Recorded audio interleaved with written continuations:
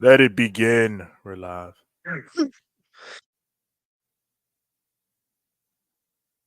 So safe. Oh, this man already got the belt. He's already strapped up. Fair enough. He won it, what, Yeah. 30 minutes, Yeah. 20 minutes ago?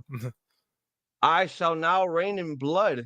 Indeed, for I am now your 13-time Ramblemania heavyweight champion.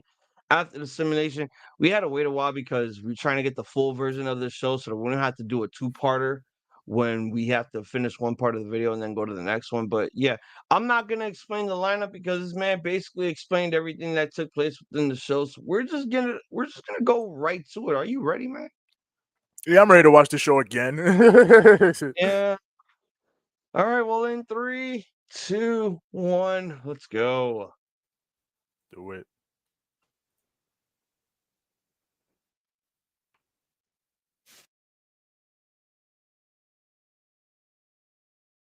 I wonder what Jeff is gonna say. He's gonna talk for probably too long. Well, he is gonna kick off the show, which kind of makes sense because we got to get at some point him rambling for 17 minutes. Not that long, but a decent amount of time. It's still long for a guy like him that just has a lot to say. Yeah, definitely too long. Like the moment MJF comes to understand that you can fucking get in and get out within 5 minutes and then say what you want to say and be super effective, he will become the perfect pro wrestler. But he's got to get there first. And looks like MJF will probably be facing Daddy Magic soon. But yeah, this is our late night beach break edition of the Collision, the final beach break of the week. Before we go back to the regular scheduled program of Dynamite, Rampage, and Collision, I already know the lineup. I ain't got to explain it to you. I'm a 13-time Ramblemania champion. That's all that should fucking matter right now. And here he comes. Billy, Billy, Billy Lee. Beep, beep, beep, beep, beep, beep, Billy Lee. And most likely after this, I'll be watching the men's Money in the Bank ladder match, so I will know what happened. Oh, he went back to the suit now. And his Burberry is black. And his suit is blue. The Wolf. Wolf of Wrestling. The Wolf of professional. I mean, he's no sheep. Beep, beep, beep, beep, beep, beep, beep, beep, beep. The Mid-South is mid. Hating on the Mid-South. Oh, and a miracle happened. They gave up. Well, Yeah, see? they gave up. See, they ain't built like that. Yeah, they're not built like that. Because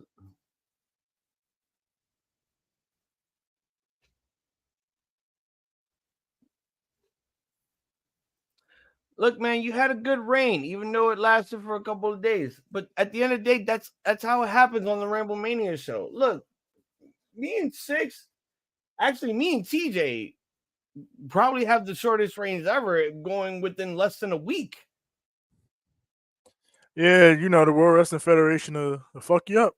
That was back then when, we were just doing everything. And I mean everything. When AEW only have 4 pay-per-views. Yeah. The World Wrestling Federation was the main focus.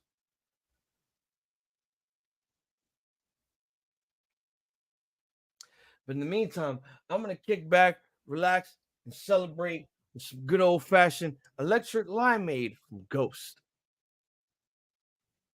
He said, I'll explain why later. Because not only did Solo put a Rhodes down in his place, I put a Rhodes in his place. Shit. Bitch ass nigga. Hey, man, it took a man that represented 420. You get...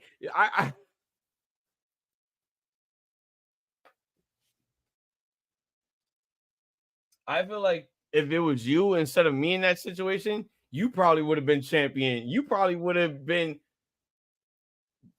Oh, yeah, I'd have been locked in. I've been locked in. But luckily that didn't happen.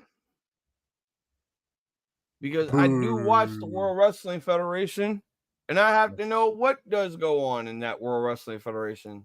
It does help to watch the World Wrestling Federation for these particular sets of predictions. I will just don't forever want to repeat. Fuck the Fed. They screwed me. Cody screwed me. Solo screwed me. This is bullshit. Yeah, fuck them. Fuck them. Well, you know what? Hanare and Shingo Takagi screwed me when they went in that fucking time limit draw. No, not even when they didn't get up at the count of 10. Cody always want to play Carney, but he ain't really about that shit. He ain't really about that shit. To this day. To this day.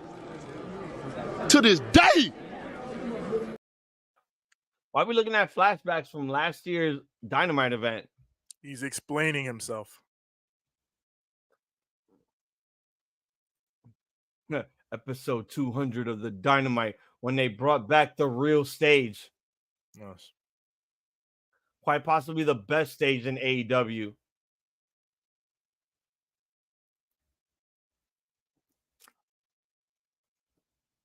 They didn't screw KO.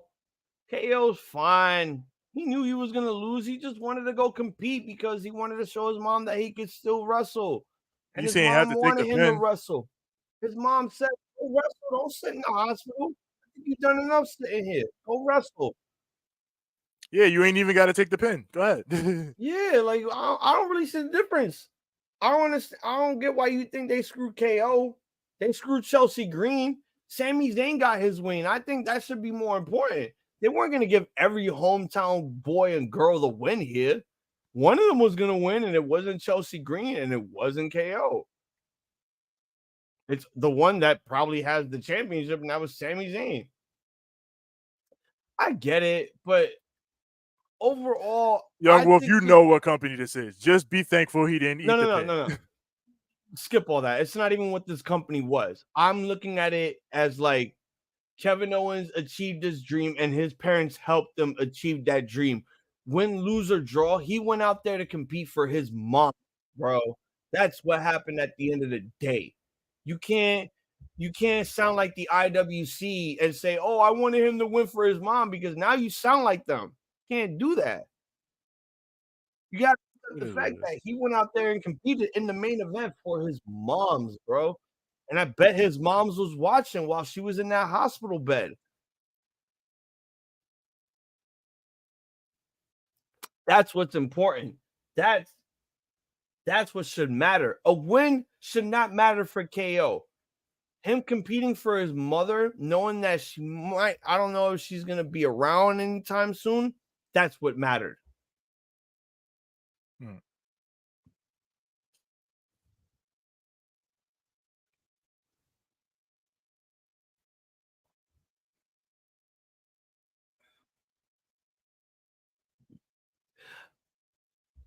We didn't discard you. We kind of wanted you to come back and get healthy. Oh, you called Ospreay a talentless hack? How dare you? This man gets 5 stars more than you.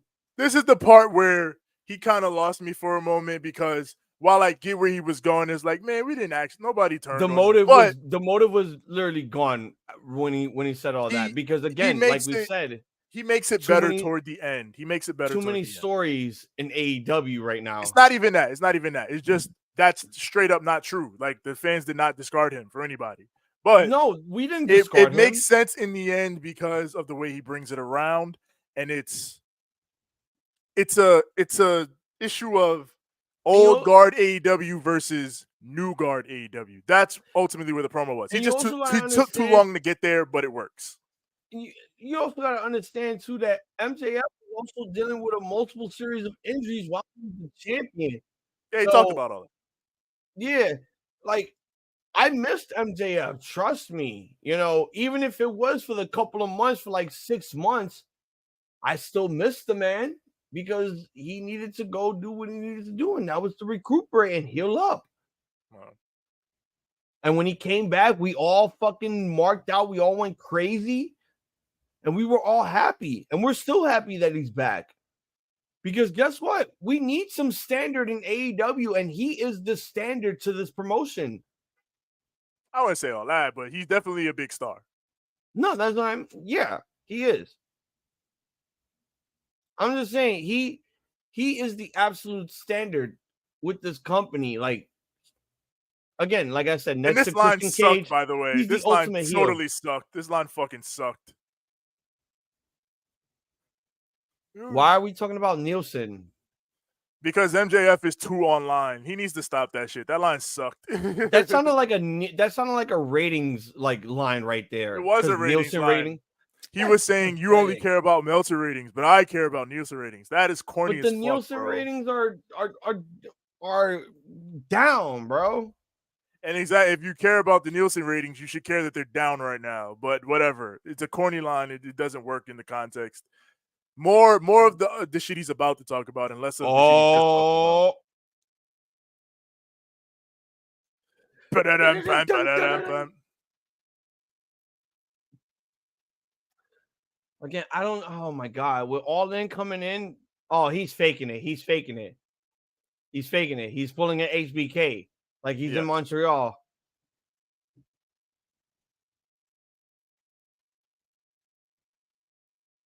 Okay, MJF, you got me. You got me.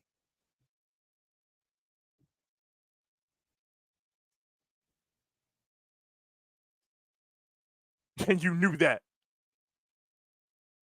Isn't that you, MJF? That's not really Ospreay. Wait, are you talking to me? Yeah.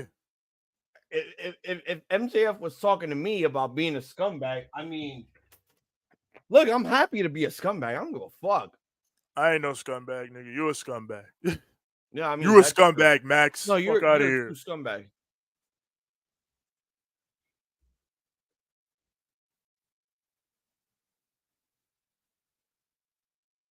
We have heard the ramblings of a narcissistic psychopath. That's something you say to Don Callis, not MJF. MJF is truly back. He cut a good promo in 10 minutes that probably should have been 5. He is truly back. MJF was probably like, man, this just should have been longer, like how I had with Regal. And it should not have been. It should have been shorter. Beep, beep, beep, beep, beep, beep, beep, doo, doo. Oh, no. Okay. It's just the conglomeration. What the hell? When did this become a thing? Why do they have a name? They've been a thing. Well, I mean, I know they've been a thing, but why do they have a name now? That's also been a thing for weeks.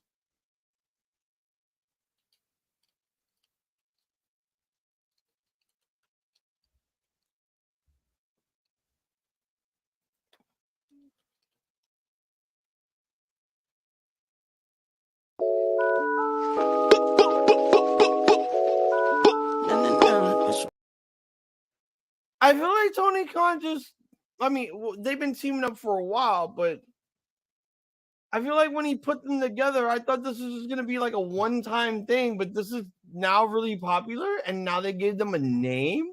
Yeah, they've been at a name for weeks now. So can we stop having Roderick Strong go after Kyle O'Reilly to join the Kingdom since he's in the faction now? No, because that's still the story. Kyle O'Reilly wants him. That's stupid. After we just whipped his ass months ago. That's clearly been the story the whole time. You didn't even know they had a name. You talk about it stupid. You don't know the story. You don't know what's going on here. I'm telling you what's going on. I'm just now hearing this. Exactly. That's why I'm explaining to you what's going on. The conglomeration. They're out here. The congregation is their name. The congregation. Conglomeration. It's wrong. It's the congregation. They congregated. No, they contemplated and congregated. It's the conglomeration. The conglomeration. Which is hilarious because that's wrong. Bro, if you just take out the meration, No, in I'm saying it's wrong conglomeration. because that Just literally call them conglommo. Mark Briscoe named them the congregation. And now they just said, no, you're the conglomeration now. It said it How in the you change fucking- Mark Briscoe's? I know what it's Dude. saying. I'm saying what Mark Briscoe originally called them was the congregation, and they Look. changed it. I'm going to start calling them conglommo. Well, they're the Okay. conglomeration now because that's what it said. No, they're conglommo, not the conglomeration. They are conglommo. They own us, like Rocco. I like Martin Life. MJF when he's heel. I don't like MJF when he face. You're gonna make Tony bring back Cole. Let me see if Cole really crashed something.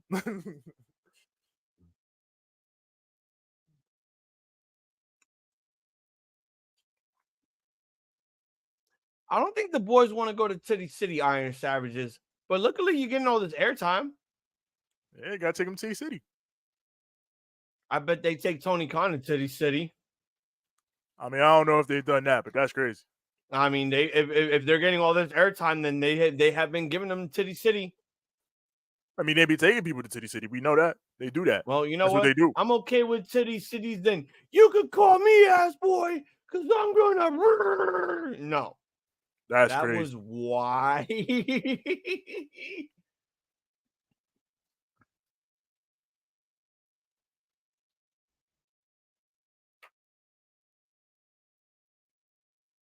The congratulations is crazy.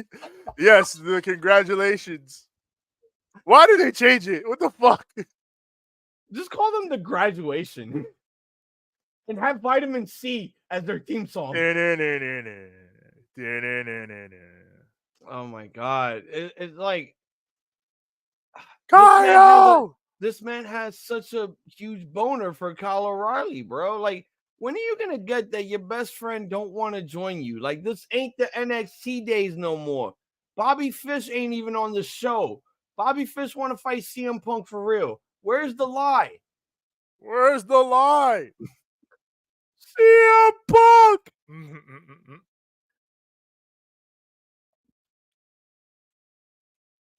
Oh, this man is sipping sauce, and he's about to take on a not horse. Let's go, Kyle. But yeah, ladies and gentlemen, tomorrow night we'll be live on twitch.tv/Ramblemania. So we will be watching the Nickelodeon Global Guts. Do you have it? It's not even about colors anymore. It's about races. You're representing your country for this one. We're taking it global. I wonder what countries they're going to be repping tomorrow. Facts. They bring in a lot of different places. How about this? You rep the USA. I represent the USSR. Nah, that don't even exist anymore. Well, Russia. Yes. I hear Bobby Fish is frying fish now. Or cup chicken. I hear Bobby Fish is just starting a fishing company. Oh, Lord. What the fuck? They're sipping the sauce? They're sipping sauce.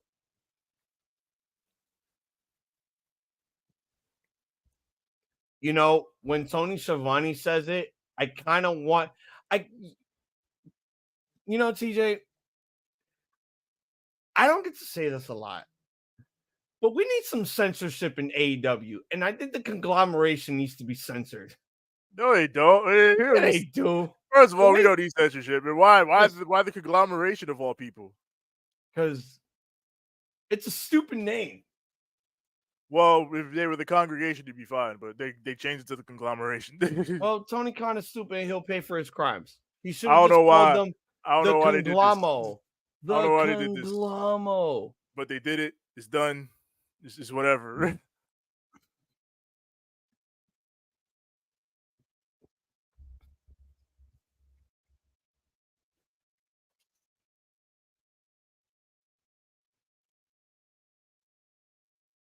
The scapegoats. The Beast Mortos takes on Castagnoli.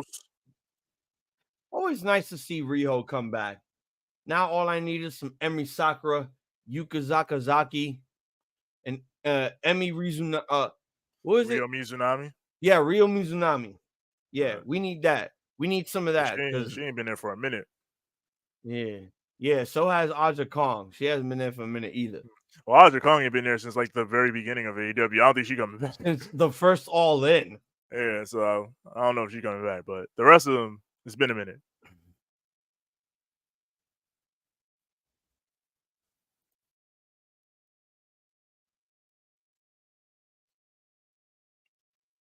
Beef Boulder.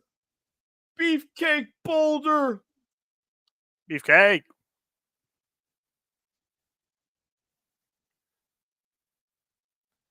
Beefcake. Donkey Kong. I mean, he does look like Donkey Kong, honestly. Yes.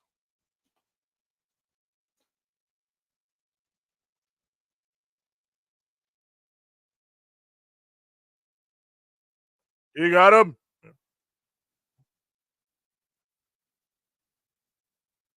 He's not just a boulder. He's a rock.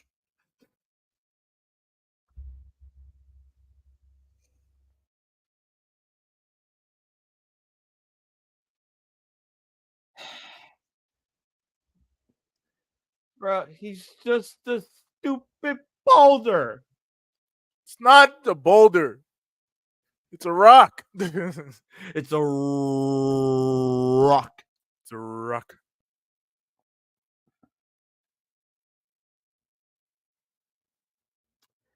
You know what Mark Briscoe should do if he's gonna compete at All In? What? He should come out with all his chickens.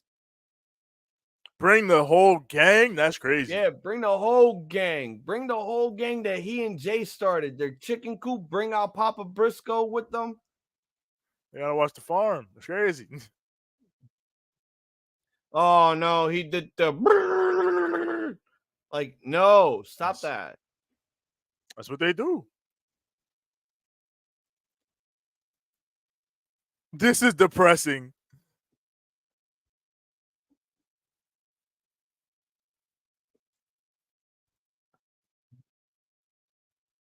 Oh, this man got kicked in the ding ding.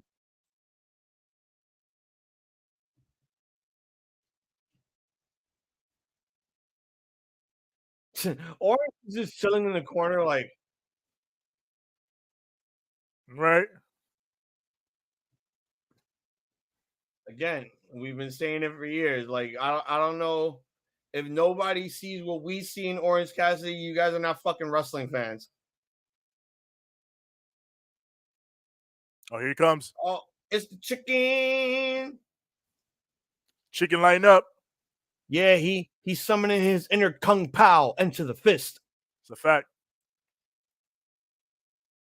You better stop playing with chicken. At that moment, the chosen one learned a valuable lesson about Iron Claw. They hurt like crap, man. Shit. Ooh, that has to be a Come Tuesday, Come Weekly viewing. Kung Pao into the fist. Oh yeah, that'd be a good one. Did he just tag in Orange? Oh no, he didn't tag him in. He just there we go. Now Orange is ready.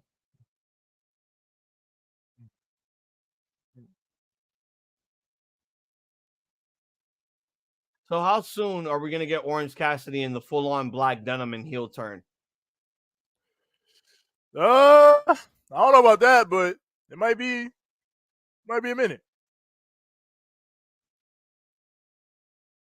I mean, we can't do it now, but hopefully going into the new year, we can do it soon. Because he still needs to take a loss from Trent.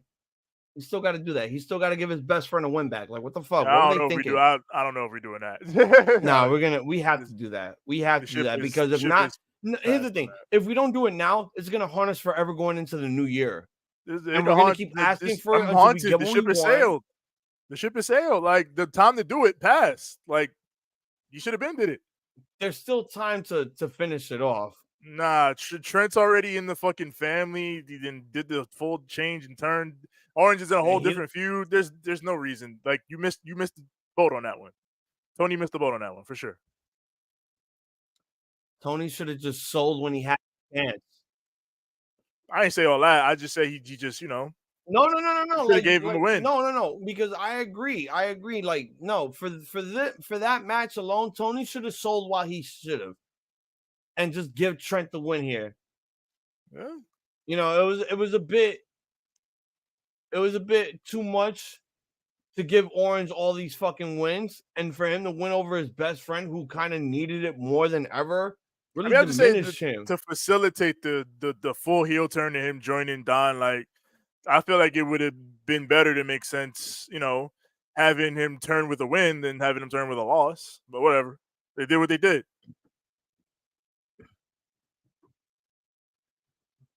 The conglomeration.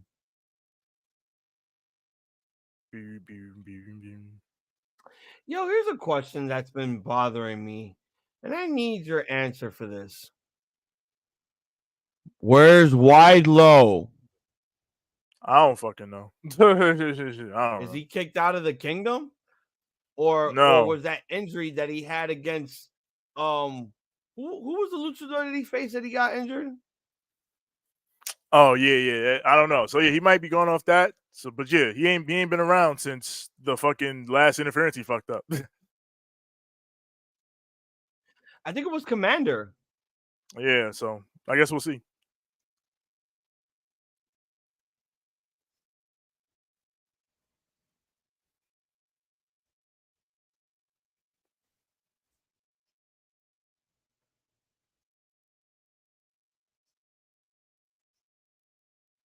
Who was he? Yeah, what was his name? What was his name?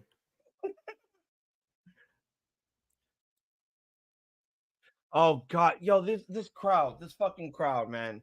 Can we stop? Like, yeah, but the crowd they already shut. You see, they already shut it down. Like the rest of the crowd already is like, shut the fuck up. It doesn't matter. You could shut it down, but it's just gonna keep going. And no, it doesn't happen again. It doesn't happen again. I don't want this to be the thing where it drives me away from all elite wrestling. Well, that would be pretty. Like, it's not that deep, but like that's what I'm saying. It didn't happen again on the rest of the show, as far as I heard. Because like again, as soon as it started, you heard the other section of the crowd pop up. Like, no, we're not doing that. Shut up. Yeah, like shut the fuck up. Like, I get it.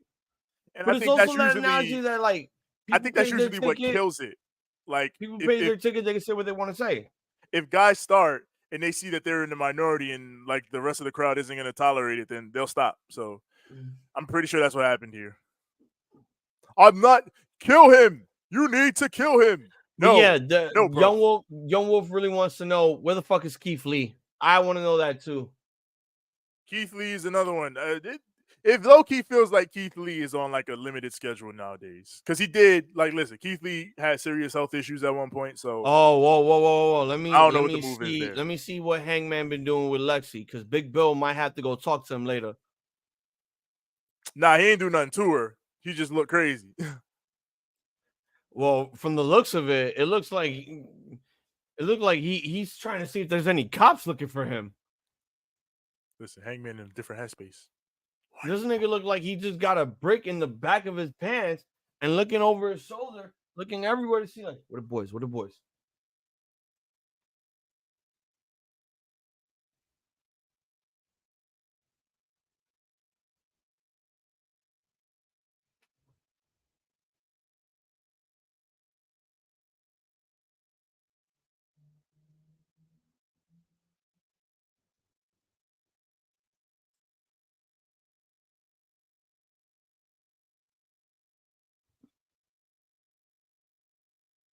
That's why I just hope Keith is good. Yeah.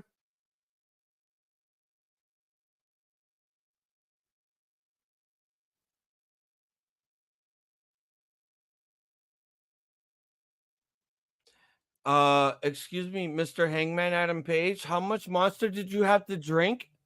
None. He don't drink Monster. He's run on hate. That's hate in his system.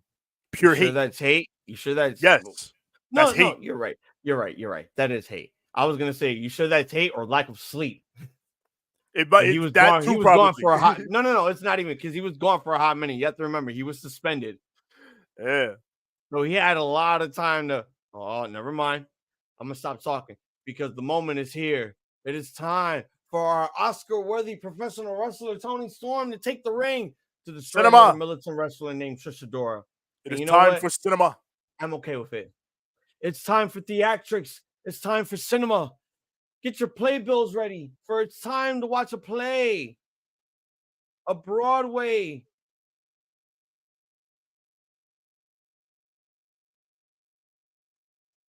Read the note. Did Tony Schiavone try to do It's Stink for Toni Storm? Like, it's Storm. Because Nigel told him to do it. What do you think of Nigel and Tony Schiavone together commentary? I actually like them a lot. Really? Because Nigel is always fucking with him. Nigel's always doing bits. It's always good to switch it up a bit, but honestly, I'm just happy that it's not Ian. No, I love Ian. I love Ian. Because I have nothing against Ian, but Ian, to me, at this point, I feel like he's been getting a lot of heat ever since the Kevin Kelly shit. If Kevin Kelly want to crash out, that's on him. The only person he got heat from is Kevin Kelly. So, who cares? Yeah, but there are a lot of people, you got to understand, in wrestling tradition, there are a lot of people in that locker room that do have respect for Kelly Kelly, that grew up with his commentary, his corresponding work, his journalist work, and always wanted to learn from Kevin Kelly. And then that's fine, but Kevin Kelly did what he did, and he lost his job because of it. Again, you have to try to get fired in AEW. Not a lot of people have been fired by AEW. You have to try. Unless your name is CM Punk, because of cause.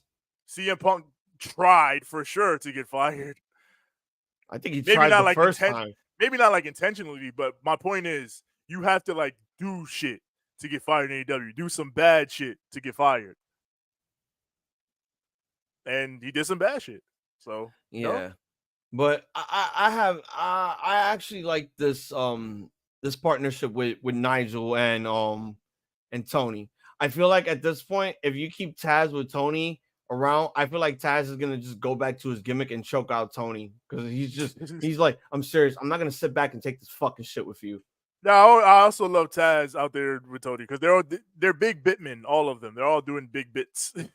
But it's only the bit moments when we're watching the Fight app and there's no commercials. That's when it gets juicy. Because they do the bits on the commercials. Our regular scheduled program. Because they call the match, which, I appreciate.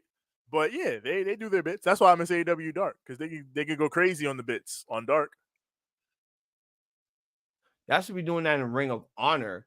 But I gotta hear Ian Riccaboni do because I want the stories to be told on Ring of Honor. So I like Ian and Caprice doing No. I don't mind Ian telling the story, but I also like Caprice Coleman when he has fun doing the play-by-plays and all that shit. They do their bits. Yeah, they do. They're good bitmen, Ian and Caprice. They do good bits. Well, that's because Ian had to learn a lot with Caprice, because Caprice has been in this company for years.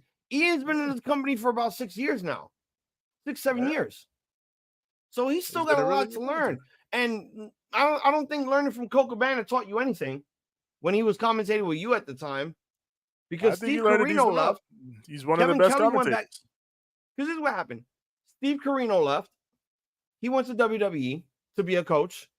Nigel McGuinness left to go do NXT UK. Kevin Kelly just went to Japan, said, fuck this, I'm not sticking around. They just said, we're going to have Caprice do most of the commentary, but we're going to bring in Ian Riccaboni to take over. And needed a play-by-play. Caprice is a color. Ian Riccaboni kind of reminded me of Vic Joseph, but more of a professional. Like, Vic Joseph was one of those where it's like, I'm just going to troll at this guy because, blood, what are you babbling?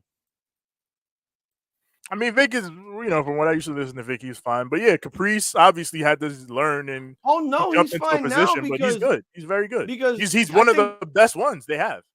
I think Booker T had to help him out with all that shit, because Michael Cole didn't. Tony got the mic.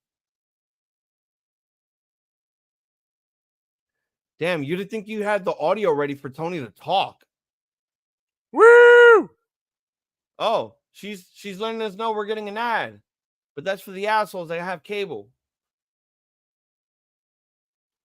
Cue the standing ovation.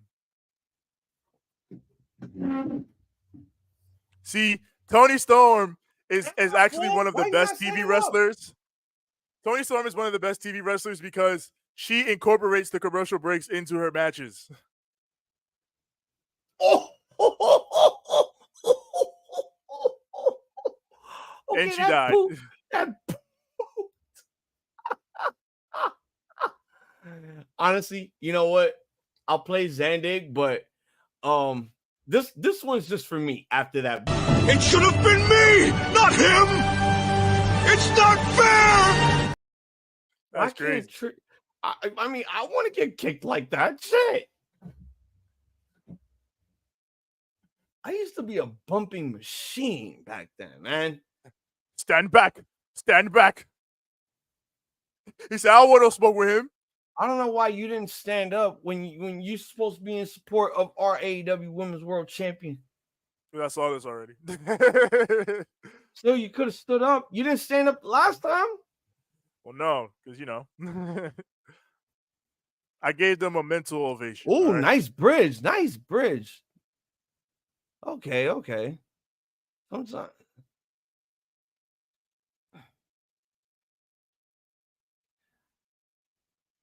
I think that's something that I probably always wanted to learn in wrestling.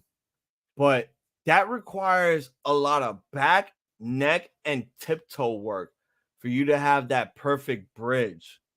I love a lot.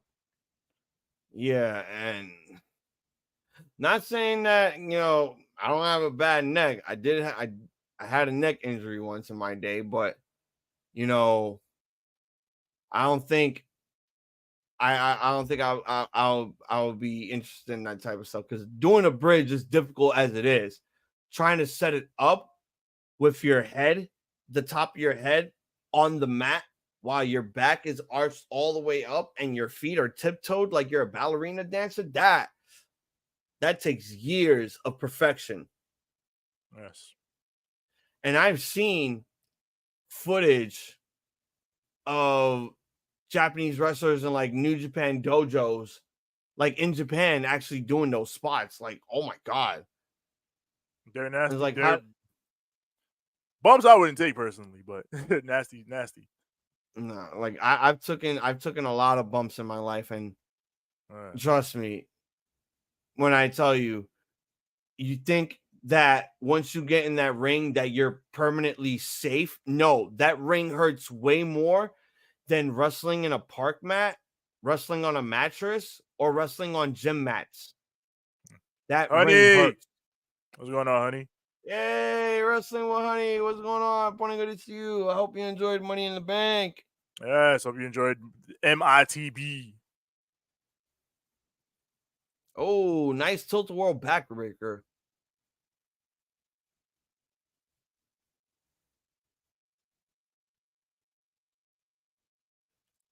Mariah!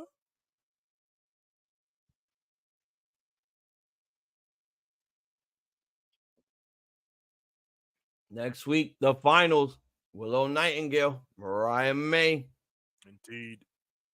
We miss you too. Yes, all love, honey. You know that. Like throwing hands. I'm Batman. I gotta catch up on Money in the Bank. Just got back from work to watch the replay. Oh, you have the benefit of being able to fast forward, because yeah, you definitely have the benefit to watch that whole damn show. Yeah. All I gotta do is just watch the damn men's match. I mean, honestly, what I'm gonna do is like, and I would advise you to do the same thing, since we have to do the recap Monday. Just rewatch the whole show again. I am not rewatching the whole show again. I'm gonna rewatch. I will rewatch the first match to catch up on the little bits that I missed, but I'm not watching the whole show again. I'm gonna rewatch the whole thing, since I got in during the middle of the Intercontinental Championship match, because again, I thought this shit was starting at 8 instead of 7, but and plus Oh man, I had the itis after I just ate a Bacon King faster than Joey Chestnut's Nathan's hot dog eating championship career. No. Yeah, everybody was Like- talking about. I ain't watching that shit. Fucking, they ain't no Joey Chestnut in there. Like, I mean, there was still people there, bro. Even I watched it and it was live streamed. Like, again, I'll watch it because it's fun to see people stuff their face with things that look very, very sus and we can make jokes about it. But it's an all-American tradition. It's either that or I watch fucking baseball or Yeah, why wrestling. not? Showing baseball. But I am not going out to watch fireworks when I can just see them out my window now. There's no point anymore. Yeah, the niggas have successfully ruined the allure of fireworks. Like, It's not even like they ruined the allure of fireworks. I don't want to be around a shit ton of strangers. man, Just to I don't go want to be around stand fireworks. in front of a bunch of. Oh, Luther was gonna get a hug, but Mariah's like, "No, mine. You jerk off." You see what she's doing? You see what she's doing? Yeah, Tony's gonna be the one to betray her. I mean, no, Mariah. Mariah's gonna do it. Yeah. Look, she's making herself the centerfold. She just dissed Luther. They cutting Luther out of the equation. Nah, they're not gonna cut him out of the equation. I feel like they're gonna make him feel like the short end of the stick. That's what I mean. They're burying him right now. Nah, let's not say that. I think he's you fine. know, I don't mean literally burying, but I mean just like in terms of the story. Like Mariah is obviously taking his spot in terms of, Tony's right-hand person. I mean, if she's literally taking his spot, I think she should be wearing the suit, holding the belt, giving her the fucking white napkin and shit when that's She's necessary. above that. She gets the bosom. She's above So that's that. why she's about to betray this woman the minute Yeah, she wins gonna the betray OWEN her. HART Cup. That's the plan. She gonna get in good with her, turn her on Luther, and then get her.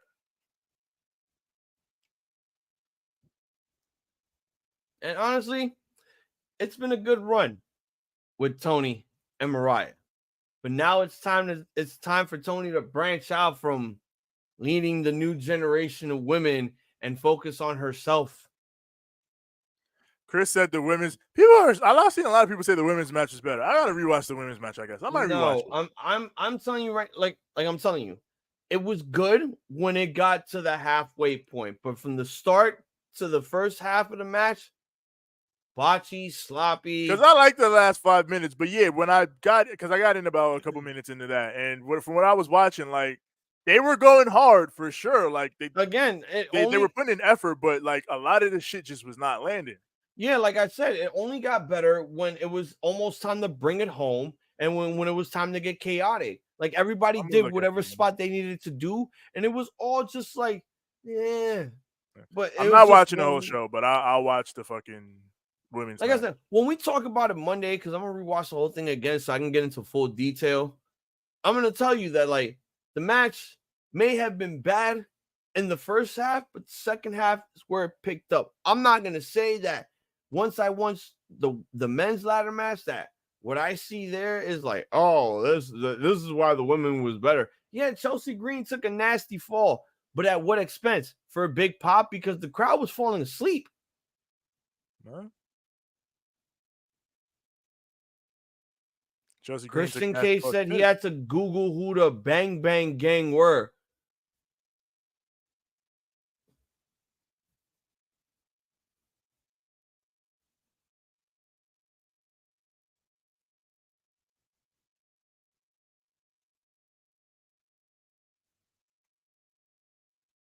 Isn't it? Huh?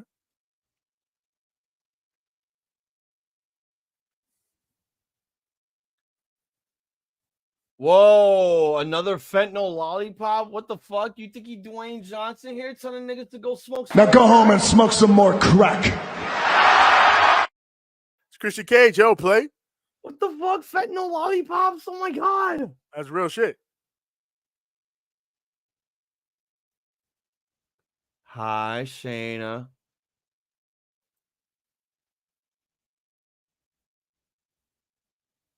Yeah, you just sit there, smile, and look pretty while Christian Cage conducts his business. Listen, you know how she rocking. And she's telling herself, "This is my kayfabe husband, even though he has a wife and kid." Mm-hmm.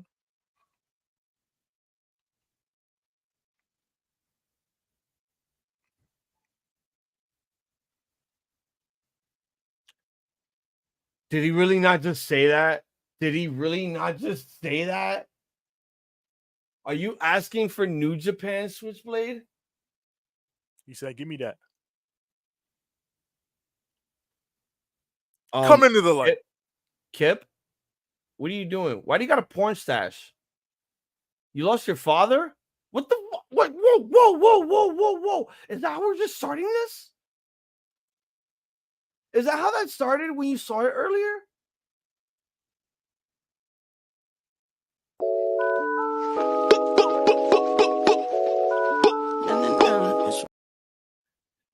It's like Tony Khan just literally told Kip Sabian, "Hey Kip, when you want to get buried on a promo, just tell Christian you lost your father." Yeah. And they're murdering this man.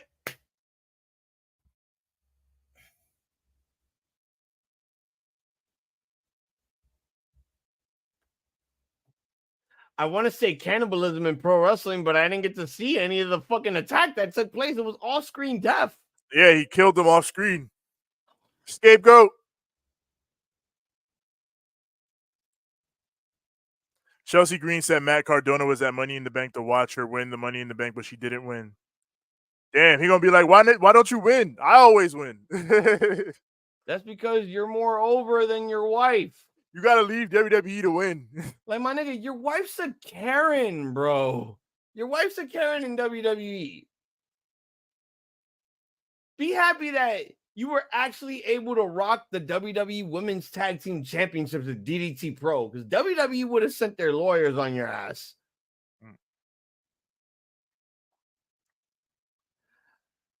All right. Well, you heard the big pop. I want to hear this myself, so I'm gonna put the other other ear on.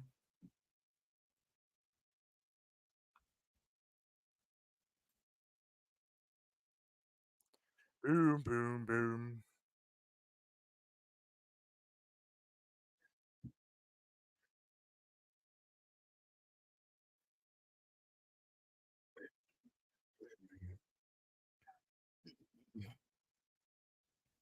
Silly little fire.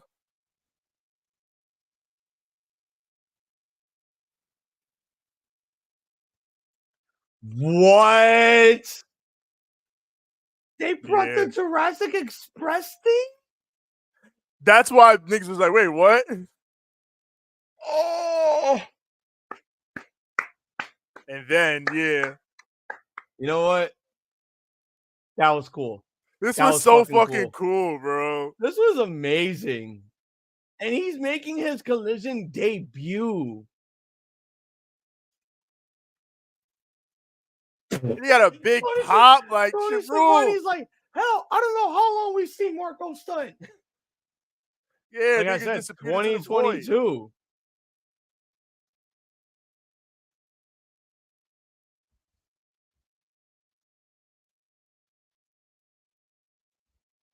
Oh, they're Mississippi.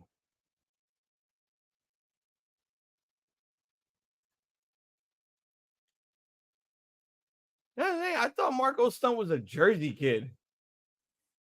Well, I want to see Tiffany Stratton, if she is successful or fails to cash in her Money in the Bank. No, she's not going to fail that one. We already had Drew fail. We're not going to do another fill in, cash in. She's going to win. She's going to cash in most likely on Nia Jax if they give her the women's title at SummerSlam. And she's going to be facing Bayley. Oh, this man done headbutted the Scapegoat. Yeah, he said, fuck out of here. He said, I'm perked up. This is for Christian Cage. Lariat.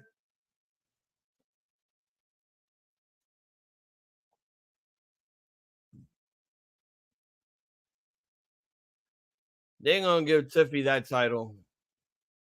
It might not even be SummerSlam. We might wait till about, I don't know, Bad Blood, Survivor Series, War Games. Cualquiera, it don't matter. Or WWE could have another historic moment. We never had a female cash in her Money in the Bank at WrestleMania. How about let it be Tiffy time at Mania 41? Tiffy time. Right? and women need to fail. Why? Why do women need... No. After Tiffy, the next woman that wins it is going to fail at the cash-in. Well, shit. The only reason why Drew had to fill in on his cash in because the big money right now is him and Punk going into SummerSlam.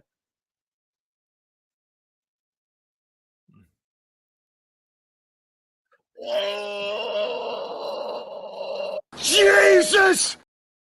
He threw him like he was a dart. Lawn darted that man. Face first into the second turnbuckle, bro. My God. Oh! And you're going to show it on replay again? I don't want to see it. That was uncomfortable.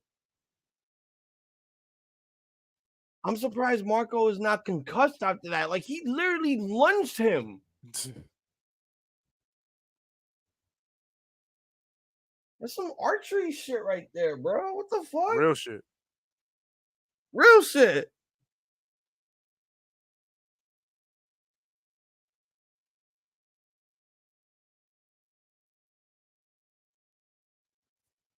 Oh!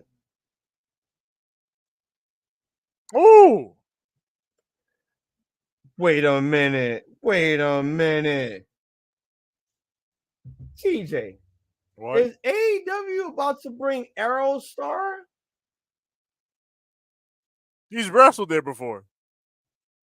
But Right, I went on the IG, and I probably should have, but all of a sudden, there's this promo package of some random dude who we don't see. Oh, the running mask and jumping thing. through portal. Yeah. Who is that? Yeah. Who People that are. guy? I don't know. I don't know. It's not Axiom. Well, obviously, he's in WWE. But I don't know. Because people were saying it's Ricochet, but I don't think it's Ricochet. Ew, no. Like, again, and that's the problem. Like, stop. Well, with they've all the already. hype All of right. Ricochet going to AEW. Like, there's too Well, many people. You might as well let that go. You might as well let that go because they've already said he's coming. I mean, So look, you're ready. I'm not He's gonna. coming. When he shows up, this is just gonna be my reaction. And I'm gonna be excited because that's a great care. wrestler showing up in a wrestling company I watch. So I'm Tony happy about Khan that. just wants to fucking get his lotion and his napkins, pull his pants down, and jerk off to Will Ospreay and Ricochet. If and Tony have the Tony Khan can do what the fuck he wants in his spare time, why are you complaining as a fan that you get to see Will Ospreay versus because Ricochet we have again? too many people on the roster. So we what? Don't need more people. So what? He's so losing what? money. He's if losing you money. want, it's his money. He's a billionaire. He can spend how the fuck he wants it. Why are you complaining? Are you his financial manager? What does it matter? Let him sign who the fuck he wants. If it leads to good wrestling, why are you going to complain about that? I'm not going to complain about that. I've been wanting to watch Ricochet for years do fucking good wrestling, and now I'm going to get to. Hell no, I'm not fucking complaining about that shit. I am happy. Here's the house black. They just sent them to TNA or whatever. It's his choice. He don't want to go to TNA. And guess what? TNA don't have the money to fucking sign him. That's not on anybody but TNA. They're not in that position. And guess what? If you keep saying, why don't he go to TNA? Why don't he go to TNA? What happens if everyone goes to TNA? Then they become full. And then where's everybody going to go? NWA?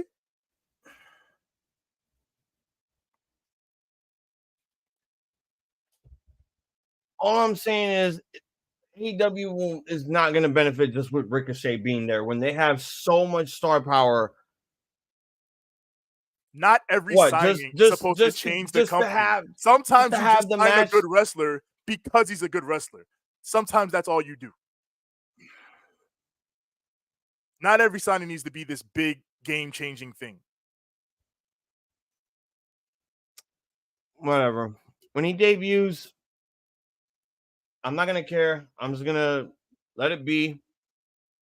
Whatever. He puts on good matches. I don't care. But at the end of the day, it's like, once again, someone else's spot that just got taken because, oh, look, another WWE guy that went into the company. My God. That fucking bullshit-ass argument. Get out of here with that, man. There is no... If that spot gets taken, it wasn't your spot. It wasn't your spot. The spot is for whoever is in the prime position to take it. And whoever that may be at the time is who's going to get it. but no one loses a spot. If it's your spot, it's yours. You don't lose it. That's not a thing. That's not a thing. So if Ricochet comes in, someone's not losing a spot because they wouldn't have gotten that spot anyway. That spot would have gone to an Adam Cole or a Wardlow or whoever else.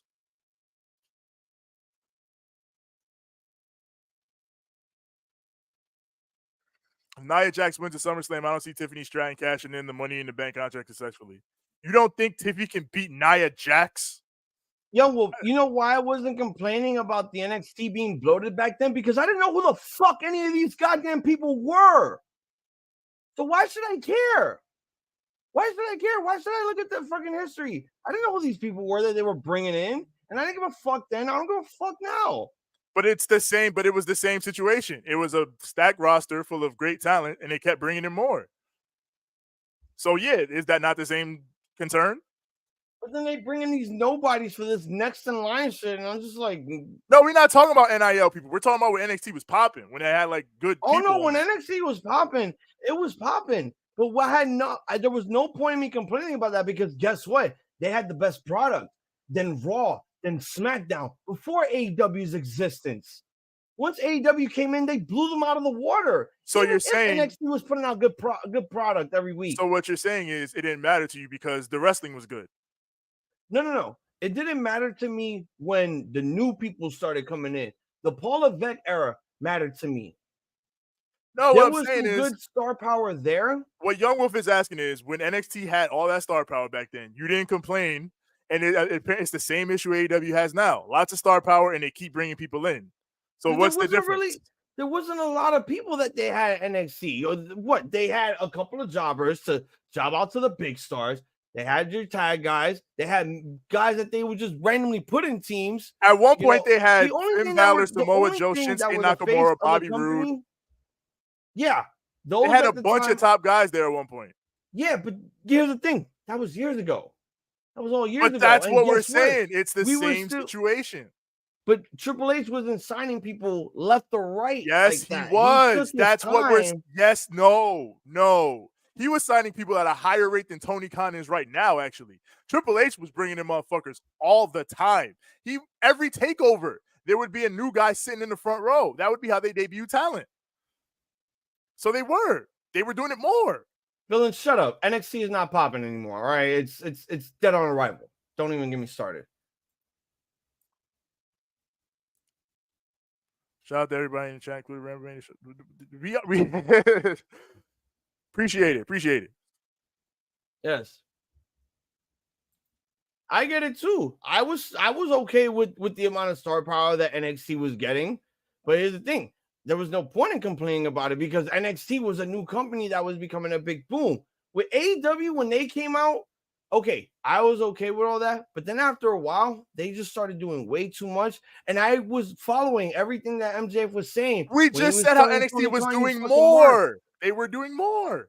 Okay, they could do more. They did more. And that was so cool. How is it okay for NXT to do more and not okay for AEW to sign talent? How is it not? I don't understand. I think that they have enough people to fucking put on a good enough show. They don't need any more. It's just Tony Khan spoiling himself by pouring out money to people. And let's bear in mind, when this was happening on NXT, the era of NXT we're talking about, the show was an hour. They had 1 hour of weekly TV on the network, as opposed to AEW that has 5 hours of TV. So they need more talent. They need to use more people. NXT didn't need to use nearly as many people as they had back then. But they were still bringing them in. And NXT didn't have to go to USA and compete with them for 2 hours. Well, of course not. That was Vince's choice. They should have stayed on the network. But that was Vince's choice. That's a different situation. What we're talking about is in terms of the talent distribution. Like, you're saying AEW is signing all this talent when they don't need it. But realistically, back then in the NXT days, they were signing more talent that they definitely didn't need because they were only filling an hour of weekly TV time. Even as opposed to AEW fills 5. I still didn't complain because guess what? NXT was a good product at that time. Okay, so that's what I'm saying. If the show is good, why does it matter if they keep signing people? That's what you want, right? A good show. Any more people? Neither did NXT, but you didn't care. With the amount That's what of we're people that saying. they have on these shows. I'm fully satisfied. I don't think we need any more people. So what you're saying is it's okay for NXT to do it, but not okay for AEW to do it. That's what you're saying. I don't think it's okay for any promotion to do it, but they do it anyway. You just said you were okay with NXT doing it when they were doing it arguably worse than AEW. That's what I'm saying. Arguably worse, they could do it arguably best. Fact of the matter is, like, if they're gonna sign people, they sign people. If AEW signs people, then whatever, they sign people. I just don't feel like it's necessary for them to continue to keep signing when they have about 200 plus fucking people on their goddamn roster. And I know what you're gonna say. Oh, but WWE has like 300 plus. I think actually WWE has like 200 and AEW has like 100 and something.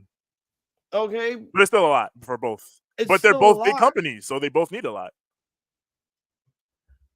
I get that. Yeah, Ricochet brings in star value. He puts on good matches. But do we really need him in AEW? People will be excited for him in AEW. It will generate good matches. That's all that really matters in the equation. You're just giving the IWC an opportunity to shit on the other company that didn't utilize him because they worship AEW. Who cares about them? We're not talking about weird internet fans who aren't spending money on the show. We're talking about people who are excited for the show, excited fan bases, people who are going to pop up and tune out for what's going on the TV. We're not talking about the people who want to whine on the internet and craft bullshit narratives. Forget that. That's irrelevant. Yeah, they hoarded them, but they were only used for the Ring of Honor shows. It's not like Alex Zane and Blake Christian had AEW matches on TV. It was usually on Dark or Dark Elevation. But even then, that's the thing. Like, Alex Zane and Blake Christian and they were free can work agents. other places.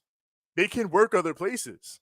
Like, Blake Christian gets brought in for a Ring of Honor show, but then can just go in and work GCW and wherever else over the course of the month. And not he's like still that. their champion. Yeah, exactly. He can be the GCW champion working Ring of Honor shows. It's not like that if you go to WWE. Like, you sign to WWE, you sign to WWE. That's why in AEW, like, with the tiered contracts, that's another reason why they have 100 and so odd people on the roster, but realistically, they're only using maybe like 75. I don't think it's a way for people to step their game up when Ricochet shows up, because everyone that's in this roster now is probably 5 or 10 times way more better than Ricochet. This is Ricochet's point of stepping up. At what? Talking, sure, but at wrestling? No, well, overall, like, again, the star power in AEW, like, Ricochet is going to have a long way to get up there. Everyone else has already stepped their game up. Swerve did, MJF, Ospreay, Daniel Garcia stepping up. All of these young guys are taking a step. It's going to take a long while for Ricochet to get there. And I hope that it's not like he gets hot-shotted immediately, because they did it with Okada, they did it with Ospreay, and they did it with Mercedes. And I've been looking at that for a while. I didn't want to say this only because I knew it probably would have been an issue, but Toni was hot-shotting a few of these guys. He hot-shotted Okada, he hot-shotted Ospreay, he definitely hot-shotted Mercedes. But here's the difference. Hot-shotted how? Okada is working. They gave him the fucking international title 4 weeks within his AEW run. Oh, hot-shot titles. Yeah, you're right. Ospreay gets the international championship a month after his debut.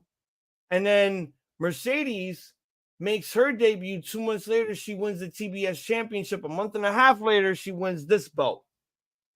Definite hot shot. Yeah, it is a hot shot, but I mean, they're also big acquisitions. So, but here's the thing: put them over. This is what I was trying to explain to you. Like, I know that it's gonna work for Okada. I definitely know it's gonna work for Ospreay. But is it really working for Mercedes Moné? It is. Pay-per-views have been successful. She's selling merch. I think for everyone else, I don't think she's personally responsible for the pay-per-view success when there are other matches out there that could be responsible for it. Well, obviously, like there's a whole bunch of other people that were on the card that led to the success. All right, that's fine. But Mercedes is a big part of that, and she's also part of it. She's not the sole reason, of course not. Like there's other reasons, but Mercedes is a big star. She's a big draw. Like, look, And when she she has goes been to the she has elite, been so far for AEW. She's selling merch, she's getting ratings, she's when we doing get what she our needs to do. first female in the elite, and again, maybe the Young Bucks will be talking for her, and she'll be saying fewer things. Nope. She's gonna talk Hear for me, herself. no. Hear me out. Hear me out. Villain, are you drunk? The only reason why I could accept is Villain drunk. Might be. Good. We got the TNT Open challenges Because again, possibly AEW. for the fact that he's saying that you're drunk is basically, I don't know if he's like, yeah, Villain is babbling. He over here. I babbling. think he's just agreeing with like anything I say. Man said Garcia, whatever. I don't know. Good. We got the TNT Open challenges again, possibly AEW debuts. We back running this shit. Happy Optimus, morning, good to see you. Thank you for joining the chat. I put my faith in the scapegoat. Name's Prince Fam.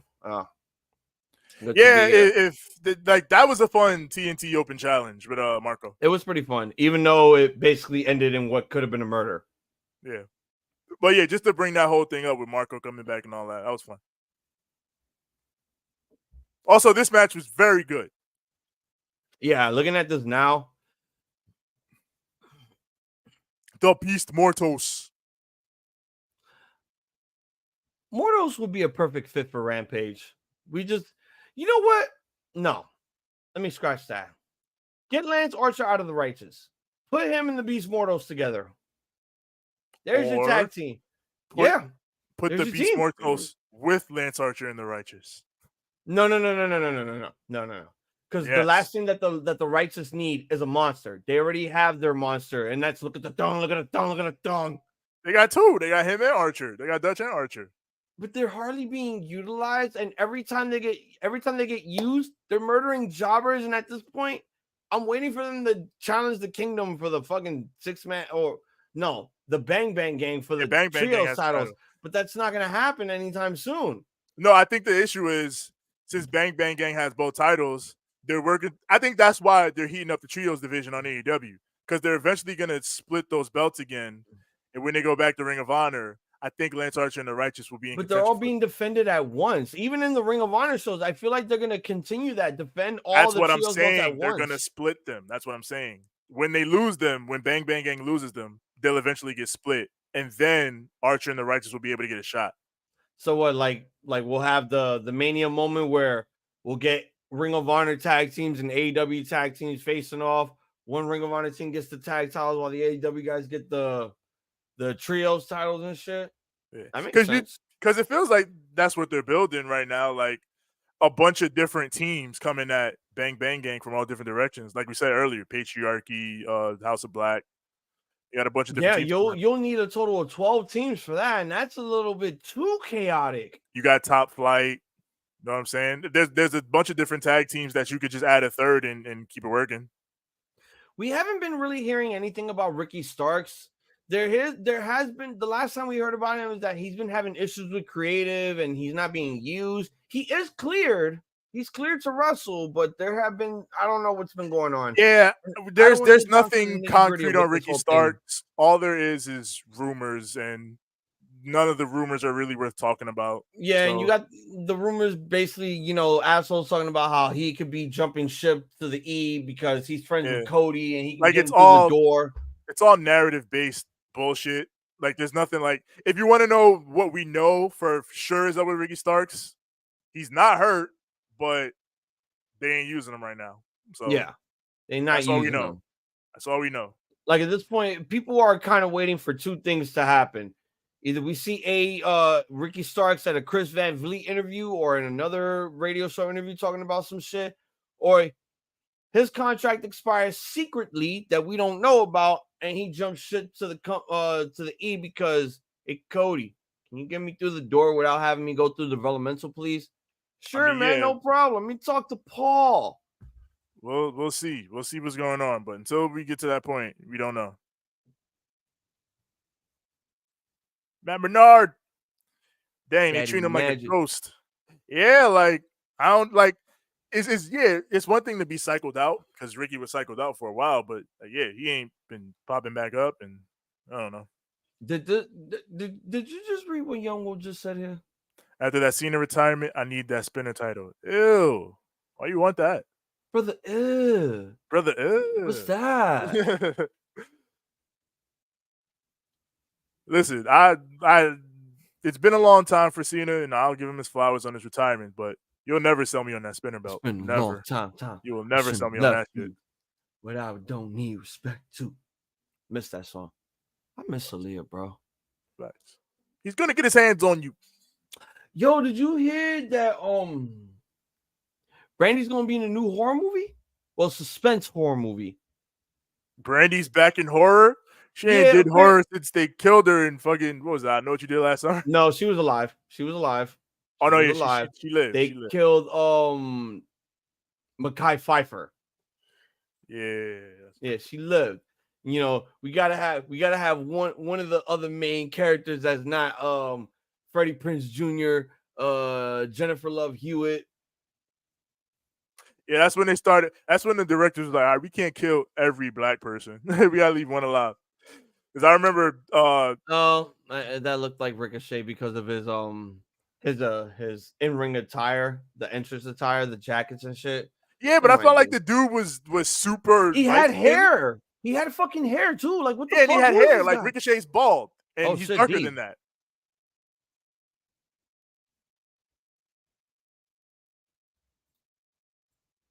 Young Wolf, you need to get you a title. Okay, you got to get you a title to represent the Ramblemania Championship. John Cena will retire after WrestleMania 41. Yeah, and he's gonna retire to Carmelo Hayes. So I saw this on Twitter. He's not retiring at WrestleMania. He's retiring at the end of the year. Okay, yeah. That was obvious. But yeah, he said like this will be his last Mania, but yeah, like he's gonna wrestle after that too. I forgot about that because with everything that we had going on, I was merely distracted with the Cena stuff. I was watching his Chris Van Vliet video, and he did say that maybe this could be the end right here. Because I want to focus on bigger things. He's hosting Are You Smarter Than a Fifth Grader? I don't know if you noticed that. He's been hosting that for a while now. Yeah, I didn't know that. How long has he been doing that for? Like a couple of years, 2 years? Yeah, a couple of years at least. Okay, so Jeff Foxworthy brought in someone good, Yeah, he's been doing that for a while. Because John Cena's good with the kids. Yeah. Oh my God, don't give him ideas, Young Wolf, because he's definitely going to do that. That Ricochet run in New Japan was bonkers and legendary. I need to watch that match against Will Ospreay again.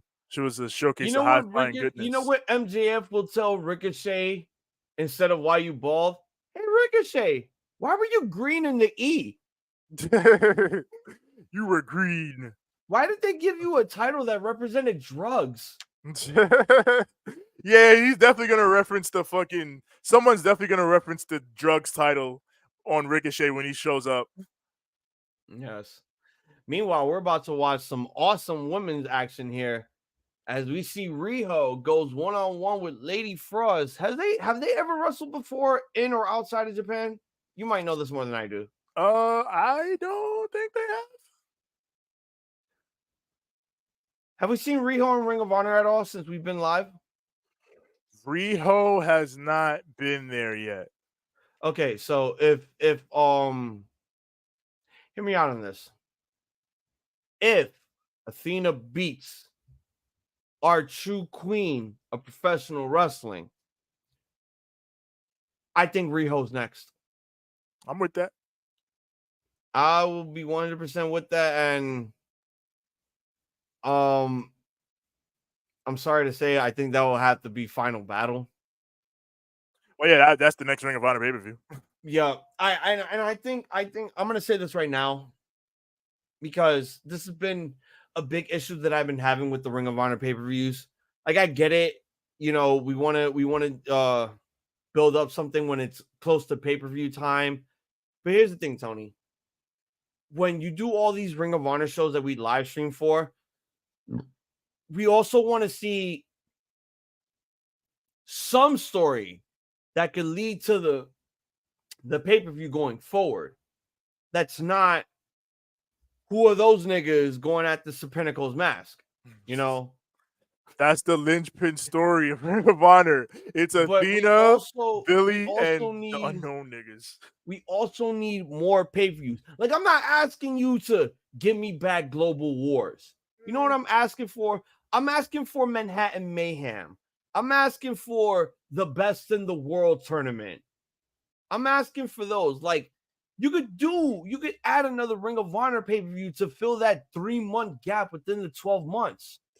I feel you, but I don't agree just because the roster is not consistent enough. Like, imagine you have more Ring of Honor shows that Mark Briscoe won't be on. Like, I feel like it will be. That's another thing that I also wanted to talk about. Like, that's like if Toni, you're gonna do more pay-per-views, then we have to shore up the roster. Get guys that for sure will be on Ring of Honor. I want guys that are on AEW TV holding on to these Ring of Honor titles on the Honor Club. Like, if you're putting out this show just to put out honorable wrestling between random talents, cool, but you're overshadowing the main people that are holding on to the championships of that promotion that you own. But that's the thing. Because they tape together, what that would require is you finding a dedicated taping space for Ring of Honor so that you can send people there and not have them tied up with AEW, you know, when the time comes. But that's up to Toni to decide if he wants to do that or not. And I understand what Wheeler Yuta had to go through, why he was gone for that long. He was injured and he wasn't cleared to compete. I get it. But I'm not that type of guy that's like, we should strip him of the title. If Tony Khan wanted him to hold on to that title for an actual reason, then cool. But here's the good thing about it. We get to see the Pure Championship on that show now, since he has to be back for the pay-per-view coming up in about 3 weeks. Huh? That's why we had to watch him face Lee Moriarty. That's why we got that time limit draw. That's why we had to get the match set up for Death Before Dishonor, because Wheeler Yuta needs to now lose that belt. We need to get people that are actually on the Ring of Honor shows 10 times more than Wheeler Yuta or anyone that's in AEW being the pillars of that company. Like, it can't just be Athena, my nigga. It can't just be Athena and Billy Starks, because let me tell you right now, Ring of Honor looks like they're competing with WoW. Because it's the Athena and Billy Stark show. It's nobody else. Which there's nothing like. It's nobody else. Show, but no, it's the unknown niggas. They be on there all the time. But other than them, like, yeah, they do need a foothold. But again, that's the issue. Like, let's say Lee wins the title. Does Lee win the title? And now the STP is getting kind of pushed on Collision. Does that mean Lee Moriarty is going to start showing up on Collision every week and he stop showing up on Ring of Honor? Because that's been happening. I think we need to start putting guys that, you know, like, for example, we need to put the Bang Bang Gang on double duty. We need to put them in Ring of Honor, have some matches, and then, you know, have them on Rampage and Collision, do some matches there. But again, then that's also the problem. You're going to run them ragged. Like, they tape Collision and Ring of Honor on the same day. So you're going to have Bang Bang Gang wrestle twice, like every week? You see what I mean when I say it comes down to, if you really want to have a consistent roster, it gets really messy. It gets really messy. And you're going to have to get a dedicated space, but it's not something that Tony seems to be interested in doing. And I get it because it's not cost effective, but it's not tough. Because it's all on a streaming service. Like, Tony Khan is basically having Ring of Honor survive on that streaming service. Because let me tell you right now, if they were on TV, they wouldn't last a year. They would not last a year. I mean, it depends on where they were on TV. It depends on where they were.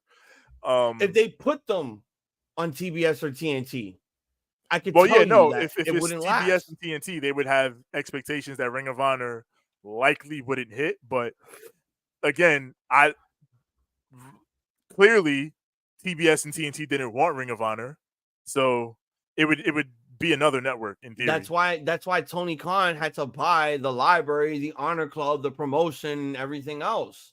Yeah, to keep it alive, because It was a smart move because you and I also talked about this years ago. Once it died because it had to shut down because of COVID, it was like, all right, we talked about if Ring of Honor was going to have a TV deal or, oh, damn, that crossbody, Lady Frost did not catch her. Riho went knees first. That was kind of sloppy, but whatever. Yeah, that was that. I guess that's what, since he was talking about earlier, when they had a little bit of miscommunication. Yeah. So, but like I was saying, go ahead. We were talking about this years ago when, way after like Tony Khan announced the whole purchasing of Ring of Honor, like, how's this gonna work? Like, and then it happened with Honor Club making its return, and that was the perfect platform to keep them on because TV would have probably not given Ring of Honor a time slot, not even on the week, on not. Don't even like they wouldn't last Mondays. Given what the landscape is, Ring of Honor is not going to find a home on TV. It's hard for wrestling to find a home on TV. And you have to also remember that Ring of Honor once also had a TV platform. They were on Destination America for about 2 years, and that was after Destination America dropped TNA. Yeah, no, they've had TV deals, but never anything majorly consistent. The Destination America was probably their biggest deal. But without TV, Ring of Honor was in a position where they were going to die. The company was going to die. Yes. And they would have ended up a tab on Peacock. And Tony bought it to prevent that, which is a good thing. Like, it's good that Ring of Honor can still run and guys can still get paid and it's still wrestling that's available. It's a company with a 20-year legacy. But like again, like how we talked about how the Creed brothers are going to be showing up at Brett Lauderdale's Bloodsport event. Remember what I said going into next year? Once Netflix comes in, it's a possibility that we could be seeing GCW ending up on the Peacock platform, and Brett Lauderdale is going to be making that WWE Peacock NBC money. We'll see, because again, like I've been saying, we'll see how partnerships, I quote, partnerships go with WWE, because historically, that doesn't go well for the partner. It goes well for WWE, but it doesn't go well for the partner.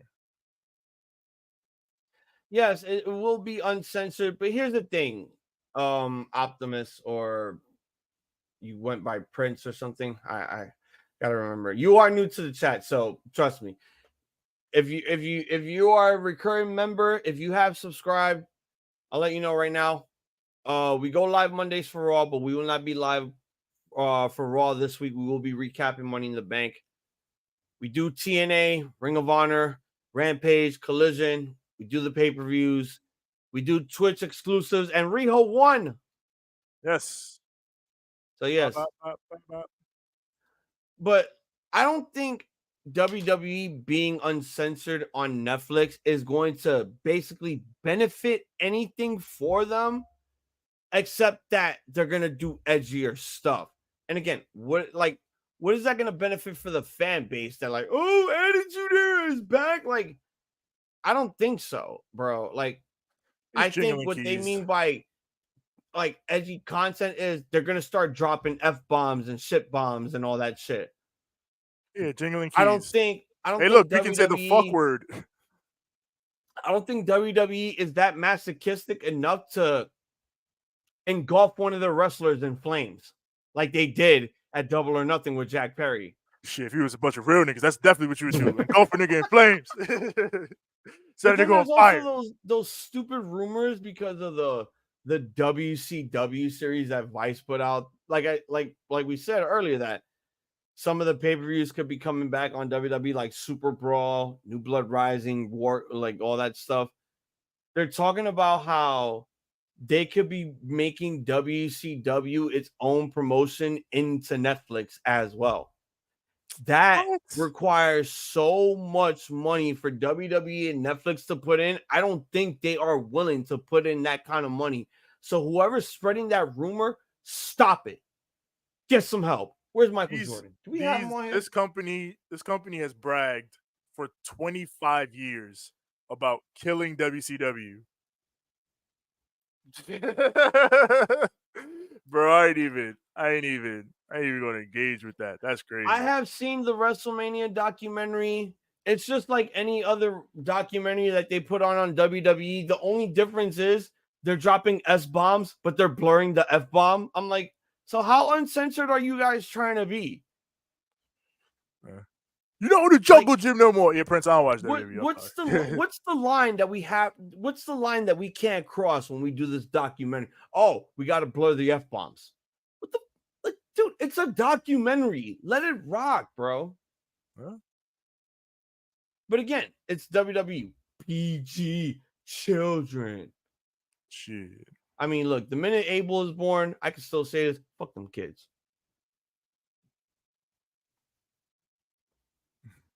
The perfect first match for the Netflix era. Cody versus Andre. For the drugs title, let's go. No. A 3-minute match. How about not even for any title and just give them a one-on-one match? Like, for the drugs title. Droga. We don't need Cody out in the corner selling drugs on X. Why not? That's stupid. He needs to be clean, wholesome. You know, he's the poster boy of the company. Give Cody the drugs title.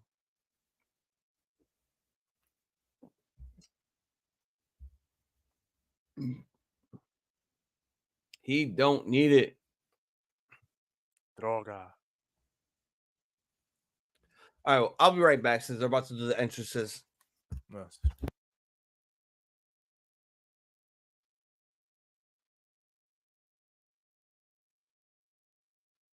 Mello versus Javon Evans would be lit in a few years' time, trust me. Oh, yeah. Javon Evans is fucking what's the name, right? Jay Malachi. I keep forgetting that I remember that he got signed, but I always forget what they named him in WWE. But he's really good, yeah. So if they ever get around to doing him and Mello, that'll probably be super fire, yeah.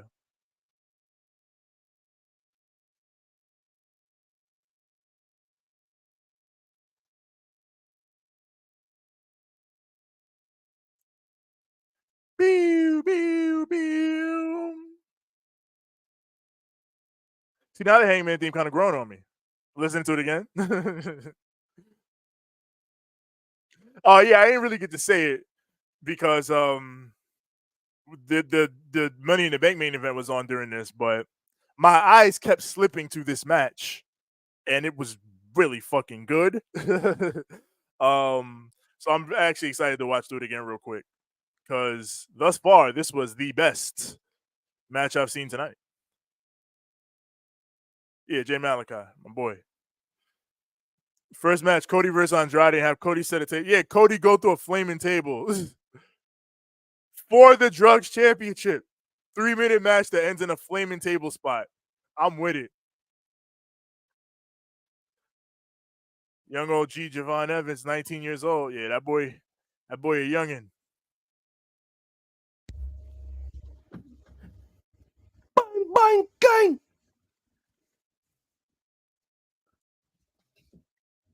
I mean, all they really do is John Witherspoon shit. They bang, bang, bang, bang, bang, bang. Bang, bang, bang, bang. Had a fart. I thought they were gonna anoint this man the championships. Oh, they gave him the belts. Yo, what do you think of Hangman's new theme? I was just saying, I'm still weighing how I feel about it. I was kind of okay with it listening to it just now. I like the old one more. I definitely like the old one more. But yeah, the old one was way better. Me no likey this new one. I think it'll be this a one while might for me. grow on me. It might grow. Yeah, on me. I think I agree. I think this one will probably grow on me once we hear it more. Yeah. Because like when I heard it when he came out to face Jarrett, I'm like, "What the fuck is this?" And then he showed up. I'm like, "Wait, what the fuck?" It's like I said earlier. Like I get it. Changing the theme makes sense for the changing character, but damn, I missed that old theme. Whoa.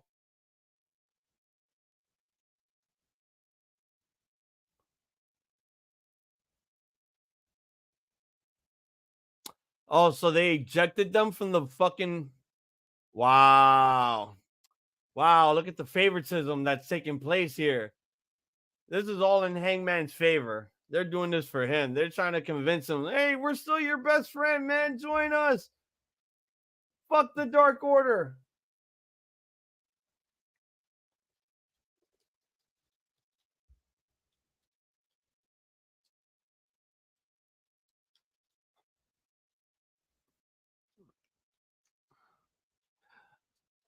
Well,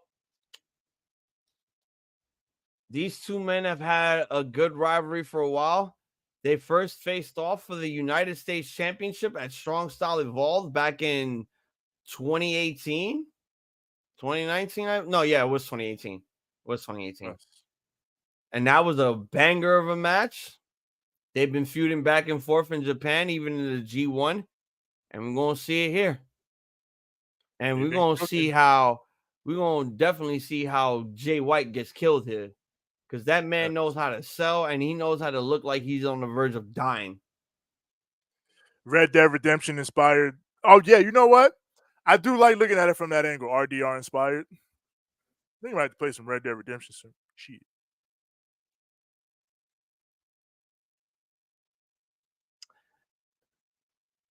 I'm about to put on a third strike after we're done here while I'm watching the men's Money in the Bank. Sure you can.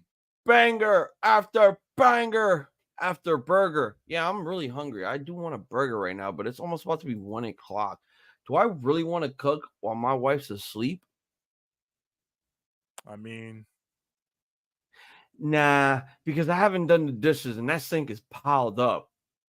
And I was supposed to do them, but that's when I took my nap, realizing, thinking to myself, yeah, this show going to start at 8 o'clock. We're going to be good to go. No, this show just said, where is that fucking stream? We're going to fuck on Hazel. That's right.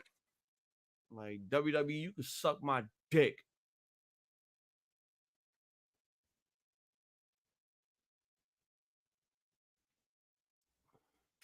There's no Boogie. Boogeyman. Surprised that there was really no Wyatt Six involved in this, in the fucking Money in the Bank. Kind of wanted to see Chad Gable get a bullet in the head again.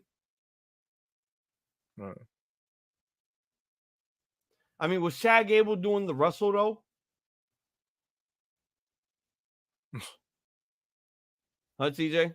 What happened? Was Chad Gable doing the wrestle? Was he doing a wrestle? Yeah, in the ladder match. Like, yeah. Gable was cooking up. Oh my god! Look, I just had a Bacon King that I wish I had another Bacon King of right now because goddamn, I'm still hungry. I'm just sitting here drinking beer, smoking weed, smoking vapes and shit. Look at me, I'm poisoning myself, everyone. I don't encourage you to do what I do. Oh my god. Lariat.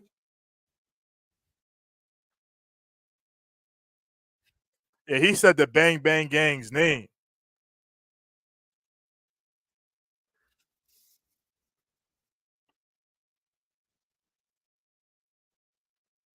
Look at him. He's just banging his head on that fucking steel ramp. Well, the barricade.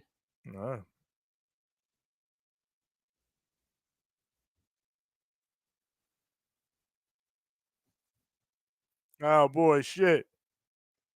This ain't a stick. This a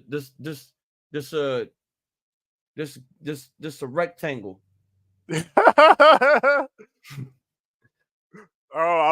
don't be smoking them sticks, the rectangles. Oh my! Yo, hold on. Black want to pull up? Yo, I'm about to send Oh, the yo, link Mr. Black in the building? What? Black is in the building. Hold up, I'm about to send the fucking link right now. Hold on. Get your ass up in this Get collision your beast. motherfucking ass up in this bitch, son. What are you doing? While Hangman Page kills Jay White. Oh, he's swirling him. Yo, Hangman got so much fucking fire, bro. Like, yo, Black, I just sent you the link on your personal IG. Hurry up, get on here. We on the main event, Danielson's gonna be so good. Y'all saw that in Queens, right? Was that the one with the time limit draw? The time limit draw I saw in Queens was Danielson and Omega. Okay. So you didn't see the Hangman Danielson one was Winter is Coming, the first one. Oh, okay. Because I could have sworn that they had a match in Queens around 2022, around the time that Hangman was champion. Nah, they had the rematch. Not 2022. Sorry. He was champion around 2021. Yeah. He faced Danielson in Winter is Coming. They had the draw. And then I think it was either 2 weeks. I think it was 2 weeks later. They ran it back. And then Hangman won. Yeah, Hangman beat him. Yeah, I think Danielson is getting the win here. I think he needs this win. I say this. There's not a bad choice in the whole situation. Like if you can run Danielson swerve, that's money. You could run Hangman swerve, that's money. It's good either way. A goes. Hey, that's a no-lose option. Let's get this man up in here. Yes. Yo, Black! What up, y'all? Yo, Black. What's up, y'all? What's going on, my brother? How you doing? Secret Smoker Society is now in the building. Yes. Chilling, man. Miss you, brother. I miss y'all guys too, man. I had to pop on, talk about Money in the Bank. I went to the bar. I was like, fuck, I saw you guys on. So I was like, all right, man, let me help with my niggas real quick. It's been a while. Hey, how was Money in the Bank? I know it was popping at the bar. Oh my God. Hangman. Good energy. Good energy, great. But I feel okay. I like to watch Raw and SmackDown a lot more than pay-per-views now. Like, I look forward to coming home on Monday night to watch the pay-per-view. I mean, to watch Monday Night Raw, see what happens week to week. The pay-per-views feel like it's too much, way too much commercials. Way too much commercials. Thank you, bro. You should have seen this stream. I was bitching about it all night. We was literally bitching about that shit. And then just like it's just like they burned the Money in the Bank. The men won. I get it. Storyline purposes, fire. But if you was gonna do that, don't put it on Drew. You could have done the same exact thing different way and gave it to a young dude. Because you burned it for no reason. It's the money. It's the money, bro. They wanna sell this. They want to sell this SummerSlam event out quickly. That's why it was possible for this to happen. I know a lot of people don't like the outcome that he got the shortest cash in the world and he was the first to do it and fail on the same night. So I get it. I get it where you're coming from. to that effect, though, I'll say to that effect. Doesn't the show sell if you just announce Punk and Drew? Like you get to it anyway, any old way, right? The show would sell if they do the announcement, but they did this for a reason. True, but there's actual motive within this angle that a lot of people don't want to look at. True, but then again, I just look at it on just for a podcast, I look at it this way, but just as a pure fan, this shit is fire, son. Drew failed, son. Again, because of Punk. That shit is fire. Storyline purposes, yo, I want to go and happen on Monday Night Raw. I was going to see him Punk on responses. How would Drew get to it? What are we going to do? Because it was get back from him is where he fucked him up. And, he has his daughter's thing on his wrist. Come on, no. It's not his daughter. It's the wrist and the bracelet. The bracelet of AJ and Larry. Come on. You want to see what happens. And the bloodline, they want Toni got pinned. I gotta watch SmackDown now, son. I got pinned. I called that pin immediately because they have to push Solo. They have to make him feel like this serious threat if he is the leader of the new bloodline. Because a lot of people want to give him negative thoughts about how he's not TV ready. They're just pushing him because Roman's not in the spotlight anymore. And they're giving him all this fucking momentum and all these guys because he can't do it on his own. That's why they got rid of Paul and all this other bullshit. It's like, look, Solo is good for what he could do. But right now, this is the test. This is the ultimate test right here. I know he's not going to win the belt, but this is going to prove once and for all if he is the main event star that Triple H is trying to build him to be. Yeah, that's all it is. No, definitely. That's why they gave him. That's why they gave him that win. Right, and I also noticed that they are doing more stuff in his favor. A pre-tape promo. He not talking as long. We take away Pro Heyman. Let's make him the Bloodline his version. Where like we're not talking, we're just kicking ass. Roman's version is a lot of talking because they veterans. They've been doing this forever. You've been doing this forever, so they cocky a little bit.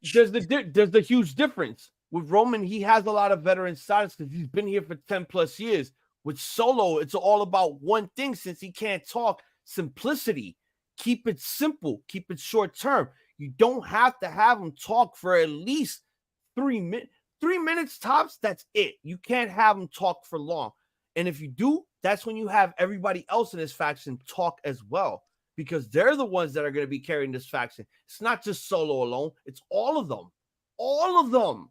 And it's another way for you to cut promos. Having conversation backstage.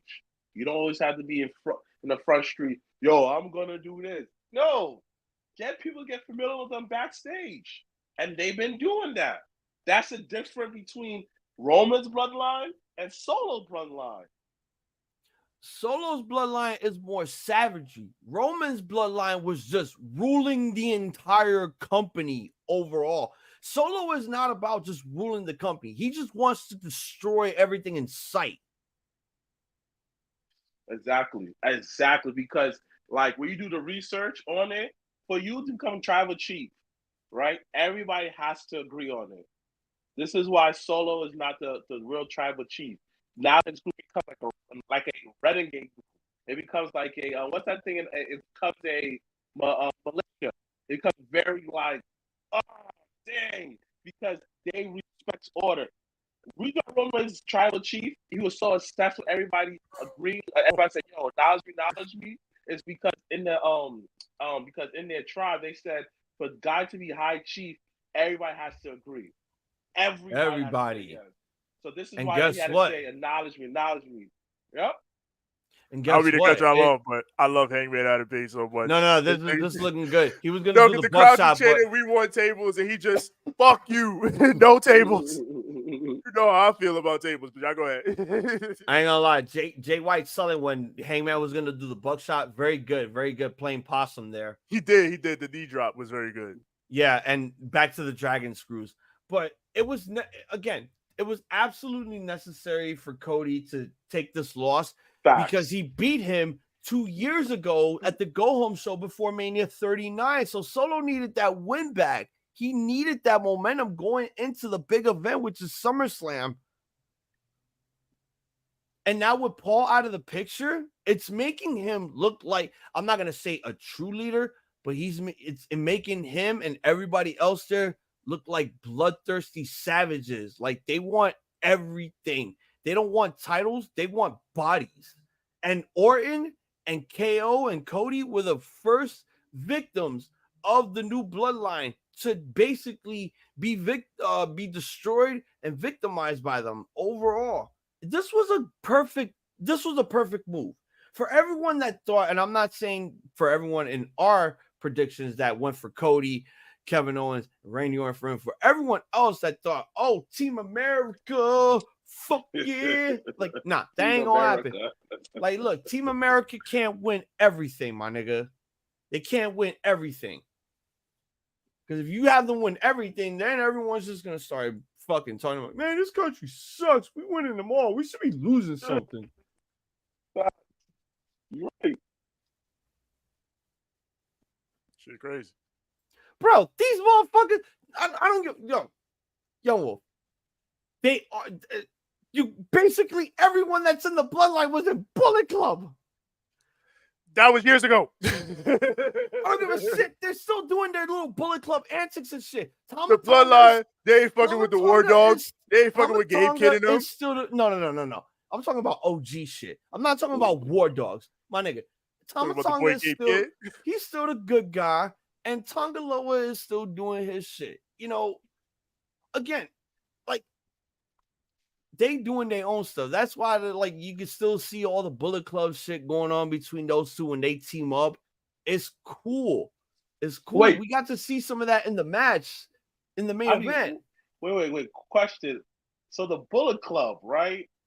Yeah. Is it still really relevant? I don't even know what talks about it. Yeah, we still talk about the War Dogs. They are in this sort of weird spot. Like they still exist. Like they still exist. They're still around. They're still doing shit. Yeah, that I know. Yeah. Yeah. But like they kind of splintered. Oh, there now, comes Jeff.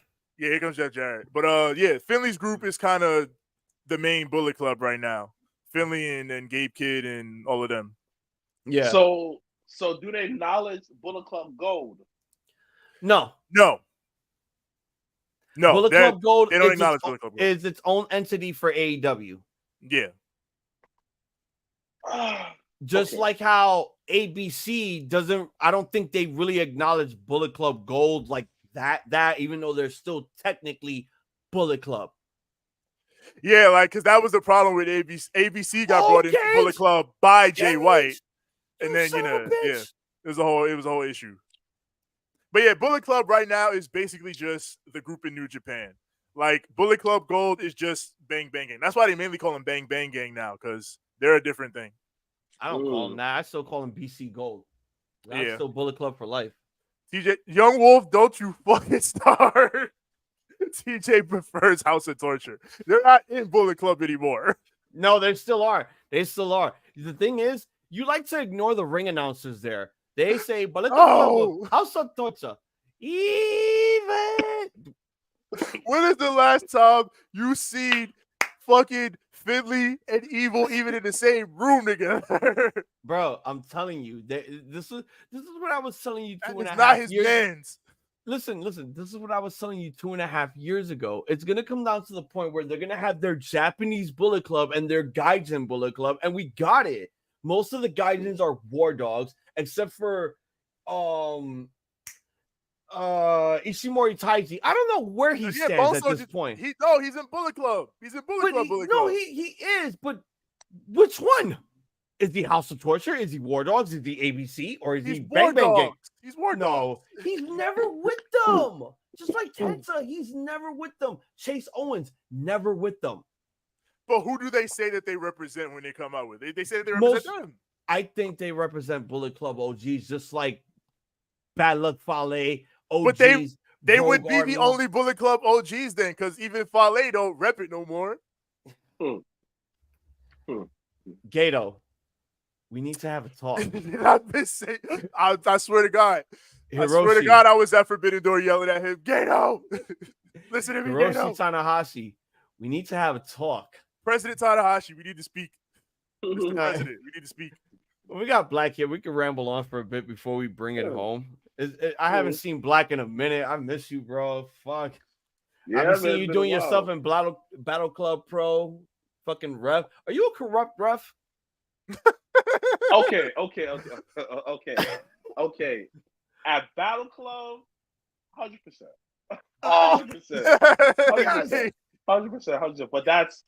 But that's my home federation. So we run storylines and stuff like that. But everywhere else, I just rep that, call it down the middle. That's it. Okay.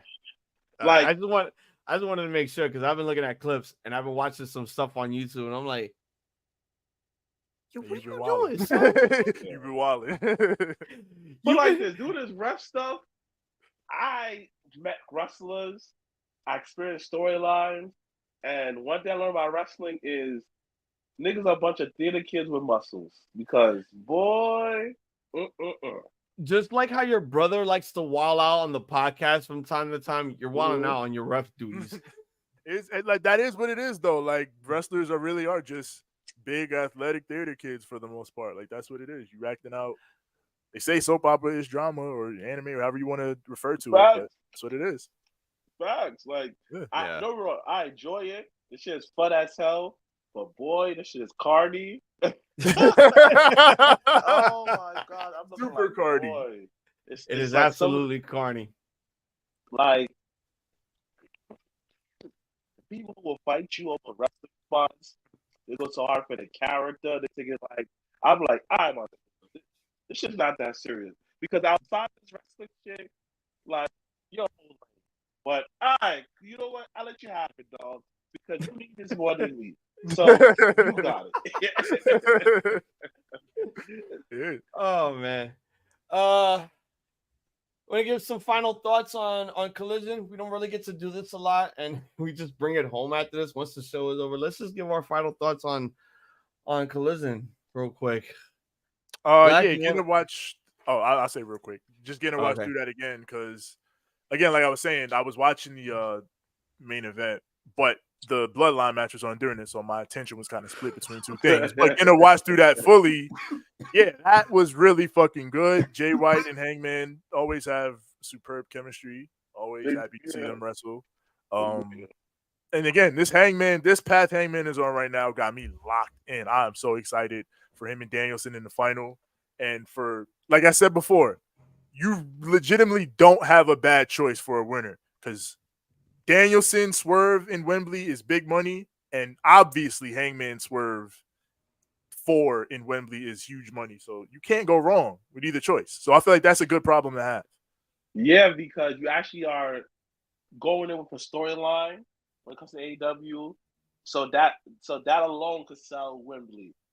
I want Hangman to win. Daniel Bryan can have the title, cool. All right, cool. But I want the one thing that makes the WWE what it is the storylines. Because you're not gonna remember all the moves, but you're gonna remember why they fought. So Hangman is a bigger draw than Daniel Bryan. You know, it's a bigger draw just based on history and storyline. That's why. Yeah. I do think in those terms of like, you know, in terms of like, you know, like WWE in the terms of the big soap opera, long winding storytelling mechanisms. Yeah, Hangman is the feud for that. Because Danielson, his story is, this is my last year. I'm fighting for a world title. That's, you know, that's something that you can get into, but there's personal hate between Hangman and Swerve. I can agree with the both of you on that, but I kind of sort of just feel like, you know, after the couple of matches that Danielson and Hangman had, like you guys say, all right, Danielson is still up there, like higher than Hangman. Mm-hmm. I'm here. You guys are here. I'm here. Like, I think they're equal at this point. You know, even if Hangman was world champion or not, like they had banger matches that one ended in a draw and one ended with Hangman actually winning, getting Danielson giving him the rub while he was world champion. Honestly, like they're equal. I don't want to say one's higher than the other because here's the thing. They both had their tenures. They both had their Ring of Honor and New Japan tenures. They both have their AEW tenures. And I think that's what should matter the most. It doesn't matter how many times they both wrestle because at the end of the day, within those 2 matches or 3 matches that they have, even with the 4th match being next Wednesday in Calgary, it's still going to be like this to me. Because that's how I always want to see wrestlers. I don't want to see wrestlers go higher than that because y'all starting to think like WCW.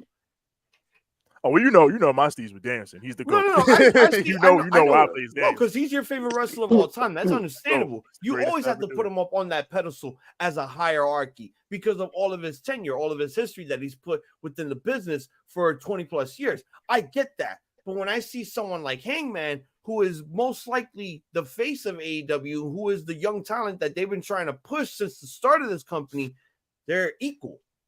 I don't want to say, he's similar to Bryan Danielson because he's not. He's his own character and his own person. And that's one thing that I actually respected about Hangman is that he was the hardworking man that wanted to get his way to the top. Even though it took a lot of trials and tribulations to get up there, those 2 years were still worth it, right? Yeah. No. Like, I have nothing against them. Like, I'm not saying that he's bad, nothing like that. I'm just saying that for me, preferentially, I like storylines when it comes to my big money fights. You feel me? To me, that's what I'm saying. I'm not denying that. I'm not saying one's better than the other one, but I just like where, it makes a few 10 times better when it's actually a storyline compared to Daniel Bryanson. Just like Tevin said, where like, all right, man, it's my last run. I want a title. That ain't big money. You feel me? That's that's money. When you try to make money, you got to go with Hangman Page because that's the money match right there. Mm-hmm.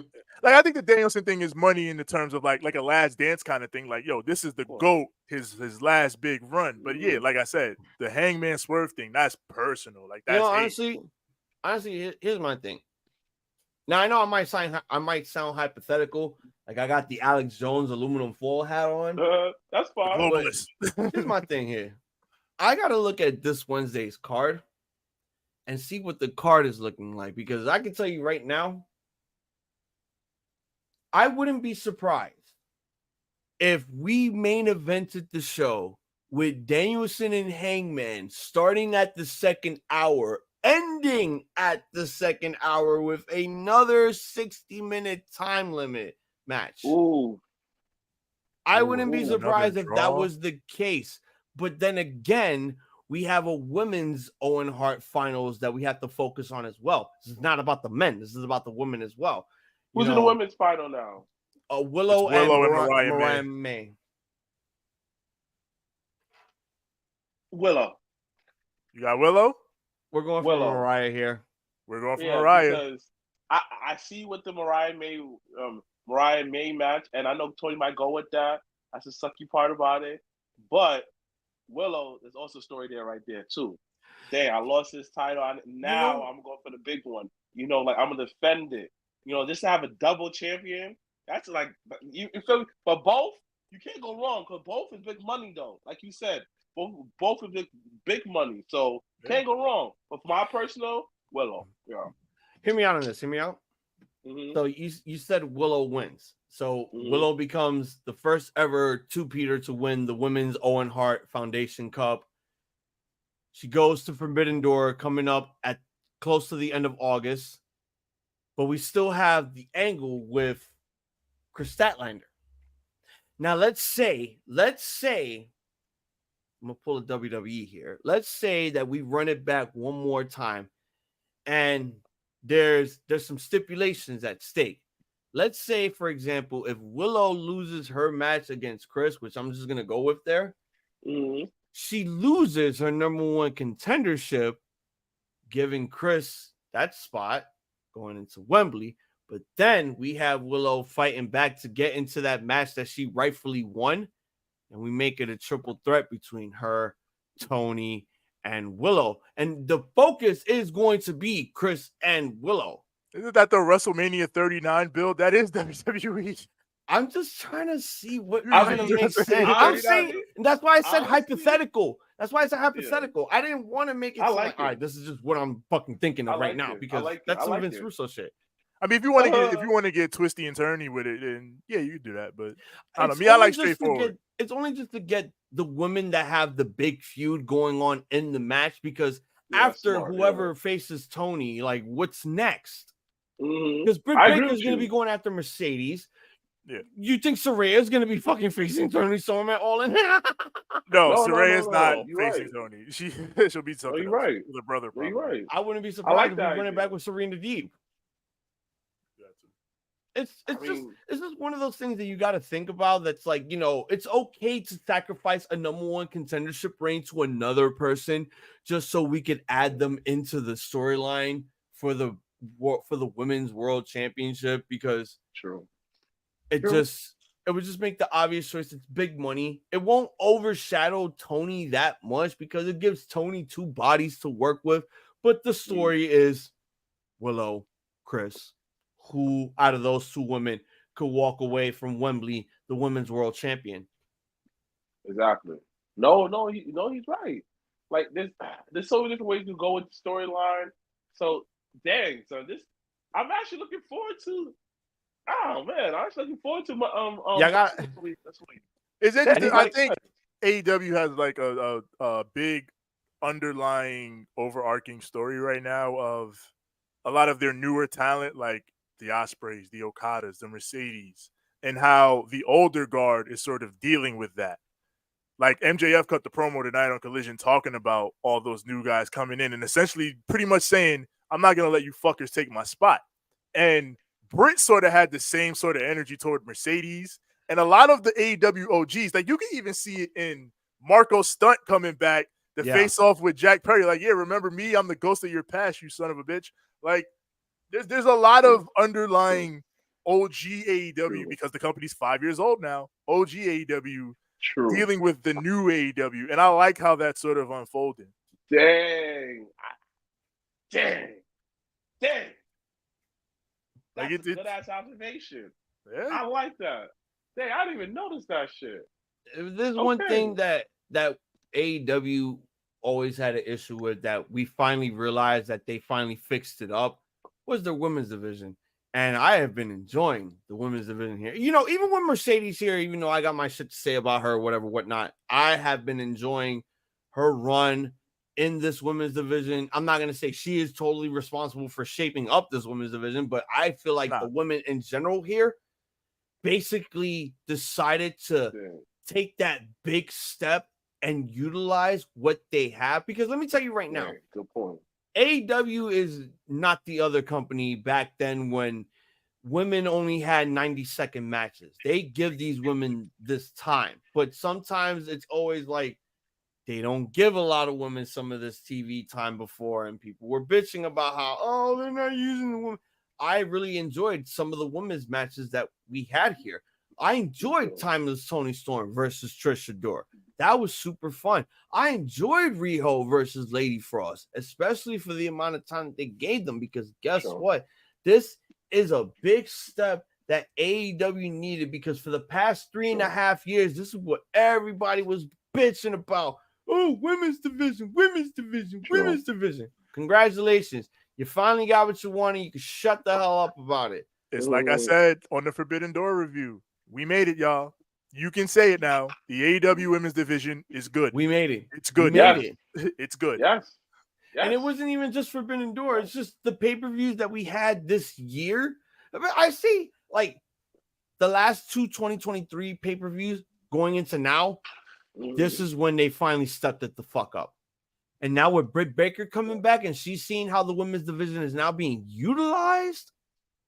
Yeah, Britt coming back was like, that was the big thing for me. And we talked about that on Tuesday, Hazel. Like, Britt coming back was the big thing that, like, this division is up. This division is up. Because, my nigga, again, it's one of those where it's like absence makes the heart grow fonder. And we've been missing Britt for 10 months. And the fact that she came back, this is what we kind of needed. Wait, 10 months? It's only been 10 months? Yeah, it's been 10 months.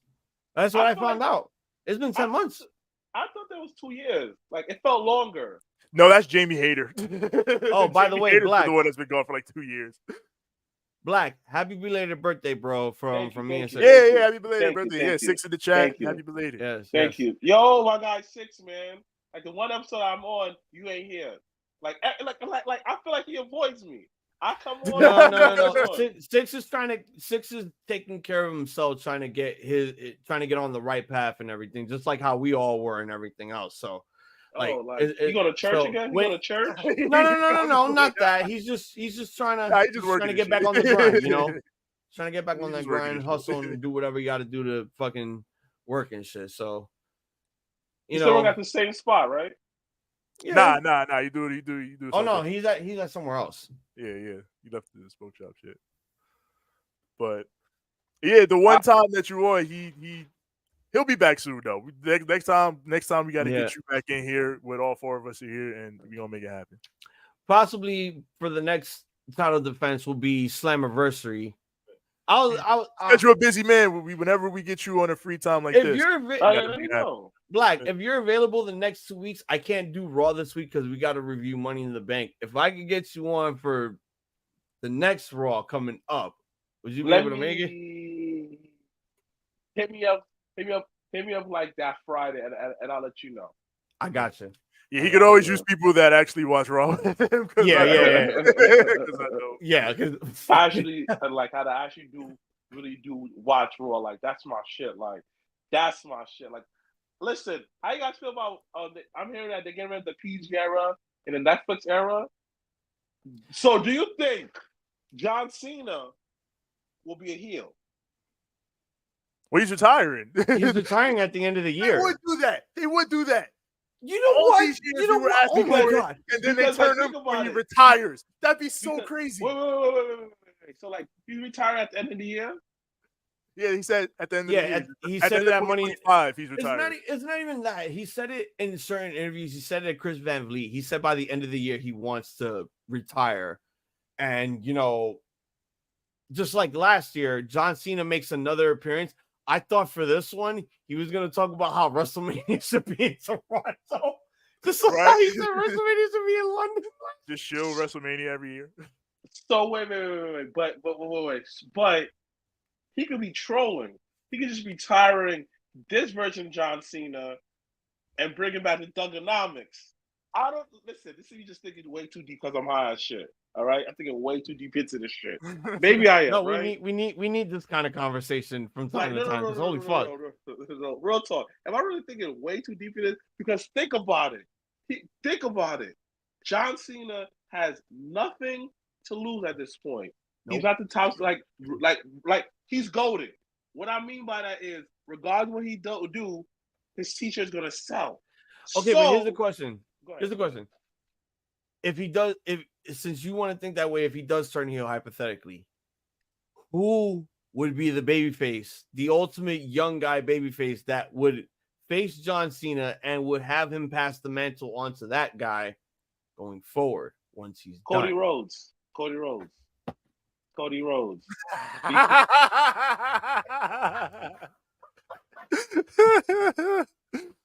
I mean, that would be the guy, probably, right? Cody Rhodes. Is Young Wolf still here? I know he would say Mello. Oh. Cody Rhodes. Oh, Cody Rhodes. Because it's more of okay.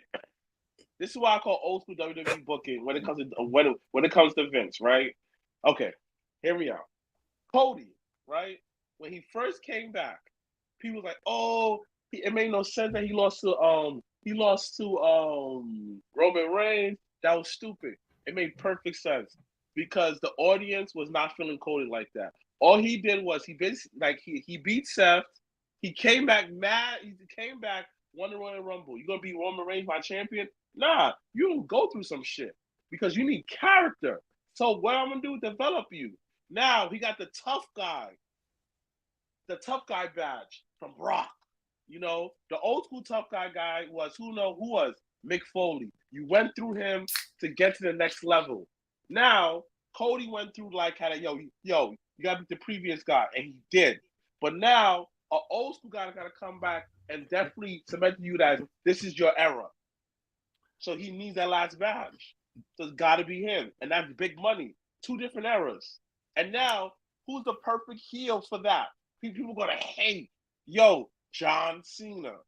I think if it was me, just reverse it. Just make Cody the heel and have Cena stay as babyface. I will say Cody does love his Superman analogy shit. So the idea of the previous Superman turning into a bad guy like Injustice Superman and Cody being the one to stop him, I feel like that appeals to him. That would appeal to him. Right. But Six says that theory. But the thing about it is he already fought Theory. And I already said that. I said that same thing. Yeah, look, John Cena did his job because people might say, "Oh, Theory, nothing happened with Theory." Theory been on TV ever since that he lost to John Cena. He been on TV ever since then, and people forget he was put on bangers as U.S. champion, underrated champion as U.S. champion in modern day time, and a post Triple H. He put on bangers, triple threats, everything like that. His mic skills, he was getting better, but you know what happens? He's still on television every single week. He put on bangers in the tag team match. His storytelling. Come on, like you're the weak link. And what happened? He making the saves. You feel me? All the little things to tell the story. But people want to sleep on him and say he's whack. John Cena did his job with Theory. Now with Solo, same thing. Yes, you didn't get the banger match, but it's like basketball terminology. When you start, when the Warriors did not even make the playoffs last year, that's John Cena. You're not going to get those good matches no more. You're not. You're going to get subpar. And that's what it showed at his age right there. Also, stop asking for John Cena, Randy Orton to run it back. That shit was subpar years ago. We don't need it again. We went through that for 3 years. Not even 10 plus. 10 plus years. I don't ever need to see them niggas wrestle again, bro. Like I got respect for them both. I don't need to see it. Like Randy Orton got a bad bag. John Cena don't got any injuries. Oh wait, now I totally forgot. What were you gonna say? I was gonna say CM Punk works at WWE. It could be him, right? Yeah, let's do that. That's it. I totally forgot about that. Yeah, CM Punk. And this is what I said earlier, and Young Wolf also agreed with me on this. I also said Carmelo Hayes, because Boston boy facing a Boston boy, why don't we pass the mantle to the next Boston boy that could probably carry this company? I figured he would get the rub off of Cena since, both have history being in that hometown. Who's more over in that hometown? Melo, Cena. Who's always going to the NBA appearances? Melo. Who's always at like all the Boston events when he's available? Melo. Who goes to the indie events when they go to fucking like do shows in NXT? Melo. You don't see Cena be doing all that shit. Like, come on, bro. It kind of makes the obvious sense. And Melo is, I'm not gonna say he's pretty hot, but where he's out on SmackDown is pretty standard. It's only a matter of time before they start rising him up more to the occasion. I'm glad that they kept him as a singles guy than putting him with Bobby Lashley and the Street Profits. Otherwise, it would just be, hokey, stupid bullshit. And we got to give him his time. He's gonna shine through, and I think Cena will help him with that rub. You know what? I can see Carmelo. But I know that the match won't be as good. But wait. Hold up. If Melo, you know what? Hear me out, Hazel. Okay. If Melo is able to pull out John Cena's last banger match, that will send him over the edge. The only thing is, Triple H got to have him work like an NXT guy against Cena. Like, would Cena approach it with the Undertaker approach? Because that was Undertaker's approach with his last match. He picked AJ. He was like, I want a guy that can give me the best possible match I can have. But then it was very limited due to COVID. We couldn't do anything with the crowd, and that was it. It was COVID. It was still good for what they did. Don't get me wrong. Yeah. I loved every minute of it because the editing, all the stuff they had set, it was perfectly well planned. But it's the same principle, a guy that could work with him. It was the fucking crowd. Same principle. So listen, it will do two things for Melo. It'll make him him. That will solidify that name of him. Because if you had people say match of the night, son, he's him. He's him. Nah, that would be a big boost for him. That'd be the big boost. He was really high in NXT at that time. Even when they made him NXT champion for the short reign that he had, he was still white fucking hot. He was still him. Even while he was going to the main roster, he was still the champion. Even though he wasn't, much respect to him. Hear me out. Thugonomics Cena versus Jacob Fatu. This man just wants to hear penis and boobies. Right. How you feel about Cena versus Dom? What was that? Cena versus Dom? Cena versus Dirty Dom? Ew, no. The dirty boy? Dom is already in-ring wise. No. When you say Cena versus Dom, I think of Baron Corbin and Kurt Angle from 35. Yeah. But do I see him have, like, should he have feuds? Yes. Like, he should have at least, like, how The Rock had those little mini feuds where, like, I last for 3 weeks, 2 weeks, and it's over. Because why not? Why not give everybody a rub? You feel me? Why? Think about it. How much of a cool storyline him and Dom getting in 2 weeks? Like they get into trouble, they end up in jail together, and Dom is really that dude. That's a funny ass sketch. I fucked with that actually. Yeah. Yo, I'll show you how to make it out here, Holmes. Right. And then again, cool vignette for like The Rock. I mean, John Cena is Thugonomics because he had to bring it back real quick. You feel me? I mean, this is just 3 third ideas. Why not? Like at this point, have fucking fun. Like we'll do a few more ramble questions before we cool. Let's go. Bring it home here. I want to end this at least the 2:30 mark because you're here, Black. I haven't seen you in a while. I fucking missed you, bro. This kind of made the night. Fuck. I can't wait to go back to New York soon, bro. All right. So for Punk and Drew at SummerSlam, are y'all thinking regular singles match?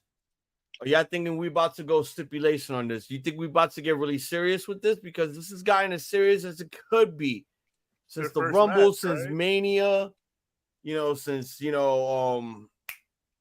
So about CM Punk? Yes, Punk and Drew. This is With their everything first match, that took right? place this will be their first encounter at SummerSlam since Punk's return. This will be Punk's second match ever in the WWE since the Royal Rumble, because that's when he got injured.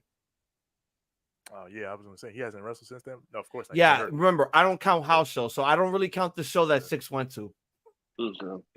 That was the Christmas show that Dave got him the tickets for. Dave's not here, man. Dave's not Shout here, out to man. Dave. I miss you, Dave. We miss you, Dave. Come back to us. Cena versus Truth or Cena versus Andrade and have Cena win the Drogas. Yes. No, we don't want Cena winning the fucking Cena drugs the drugs title. No. Wait. That would be a good match. R-Truth versus John Cena. Oh yeah, you could do the childhood hero thing. But that's for the WWE speed show that we call Drugs on X. Drogas. Is this show even good? I don't know. We don't watch it because we're not on drugs. First episode, and it was Ricochet and Dragon Lee, and I mean, yeah, it was good for a 3-minute match. The fact that Triple H took the time out of his day to get a phone call from Elon Musk to be like, hey, I want to take one of your shows and put it as a X exclusive on Wednesdays. But then when we do the title shot before the premium live events, we got to do a Friday before the SmackDowns. I'm like, so this is all tournament-based 3-minute matches that just basically high, fast-paced action. Everybody here is basically on the MDMA. I don't want to be on the MDMA. That's why we have the drugs title that Ricochet was holding on for the block, and now Andrade got it for the block. He got the bricks on sale. They don't even talk about it either. Like, they don't even mention that he's Speech champion. Because it's a Twitter exclusive. It's a Twitter exclusive. Yeah.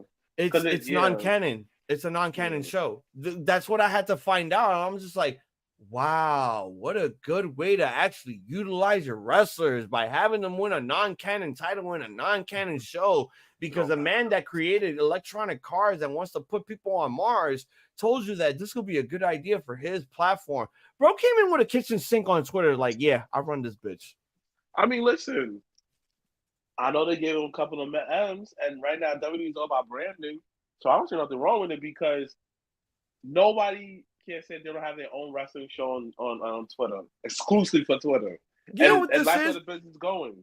You know what this is? This is basically payback for Facebook having the Mix Max challenge and Twitter didn't have their own bullshit. That shit was fire. It was kind of fire, but it only lasted for a while, and now Twitter's getting this shit. How long is that going to last for? Like, if this would have been like an actual regular show, I probably would have given it a real shot, because like I said, the best WWE content is the off-brand content that they don't really care about that much. They just do it for branding purposes. I swear to God, no, we can't do this. We cannot do this, because give this title Santos the block back. Give him the block. We can't have Santos running the block anymore, because at this point now it's just gonna look super racist that everybody that looks like a drug lord wins this fucking championship. Oh God. I'm weak. I'm weak.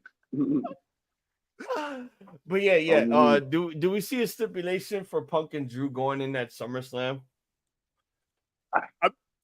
You go ahead, Black. I can understand why, but at this point, I just hope that Punk actually could wrestle and actually finish the match and not be hurt after that.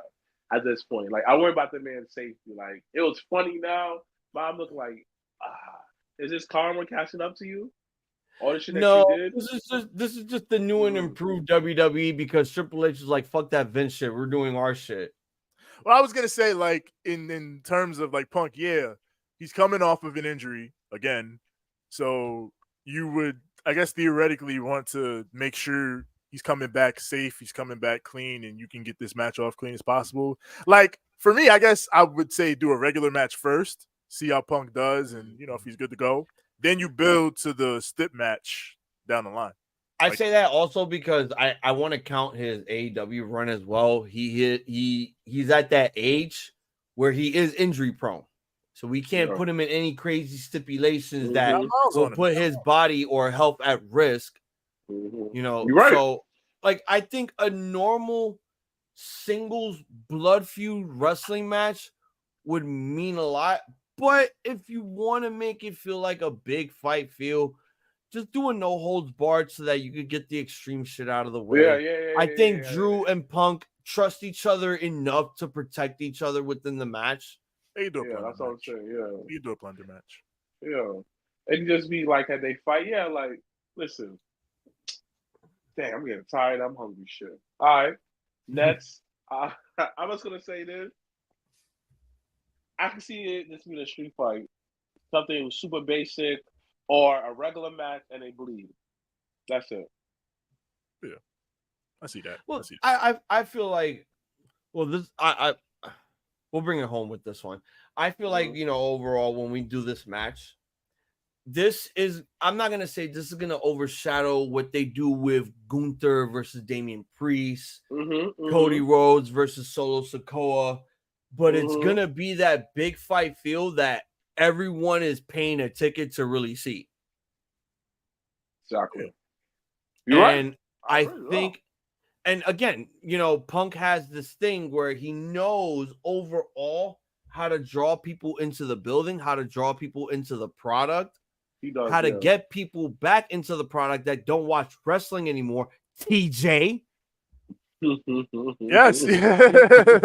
You know, it's if he wrestles Roman Reigns, I'll watch. It's one of those scenarios where it's like, this is where now we got to start talking people into SummerSlam. This is where now we have to start getting people talking about August 3rd or whatever the fuck date it is, because this is the focal point. There's a motive.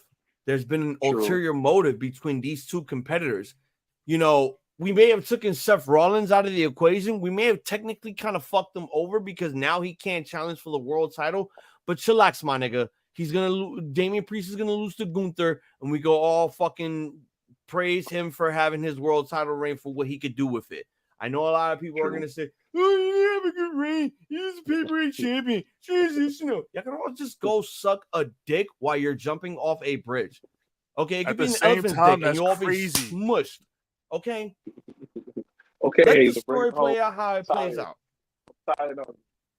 This is what's gonna build to SummerSlam overall. But let's do this real quick. Let me just lower this for a bit. All right, now it looks like there has been enough talk. There has been enough wrestling. It's media. I am now your 13-time Ramblemania heavyweight champion after the sim. It is time for us to bring it home here on the Ramblemania show. But do not forget, tomorrow night, well, later on tonight, come weekly TV on twitch.tv/Ramblemania show, where me and TJ will be watching Global Guts, 6 episodes of that. Monday, the Money in the Bank live review of myself and TJ. And do not forget, come Tuesday TV, where we will be watching, I don't know, maybe other Nickelodeon game shows. Stay tuned for Total Nonstop Ramble on Thursday. Ramble of Honor, the show that you've been waiting on Fridays here on the Ramblemania show. Next week's Collision and Come Weekly TV. But Black, you want to plug your stuff real quick? Once again, Mr. Black of the Johnson Podcast. Please check us out on YouTube. Big interview covering this week, and of course next month, Kobe Day. August 24th at Broken Skydome, Java Slam 4. Welcome to the ring. It's gonna be big, y'all. Tickets are not available right now, and yeah, man. Again, it was fun. I'm tired and hungry. I hope I can stay on long all night, but hopefully we'll have you on a Raw soon. But TJ, it is now time for you to tell all of our Ramble Maniacs and all of the BC aliens where to find us. But of course, you already know where to find us. Find us on Instagram at Ramblemania Show, at Banter Club Podcast. Find us on Twitter at Ramblemania, Facebook.com/Ramblemania Show. Also find a group there, Ramblemania Show's Banter Club, where we and the other wrestlers, podcasters, everybody we associate with, post all our goings on, all that's going down. As far as audio, Apple Podcasts, Spotify, everywhere podcasts are found, search Ramblemania Show or Banter Club. As far as visuals, Twitch.tv/Ramblemania Show. On Spotify video, on YouTube, search Ramblemania Show or Banter Club. When you get there, like the videos, click subscribe, click the bell so that when the new content drops, it goes straight to you. As far as me personally, find me on Instagram at TJ the Great One. That's TJ the GR, the number 8, the number 1. Find me on Twitter at TJ the Great. That's TJ the GR, the number 8. It's as simple as that. TJ the Great. TJ the Great. And as always, guys, follow me on Instagram at iZombies, IZOMBIESZ. Thank you for everyone that joined us for the Money in the Bank live stream and for joining us here on the late night beach break collision here on the Ramblemania show. For Mr. Black on the Jobber Cheers podcast, for Cheesy the Great, I'm Hazel the iZombies. This has been our AEW collision late night beach break edition of the Ramblemania show. We want to wish all of you out there a pointing goodies. Ain't too fucking sweet. And a backhand style for you. Any good fights and a good night. Guns up. Now go home and smoke some more crack.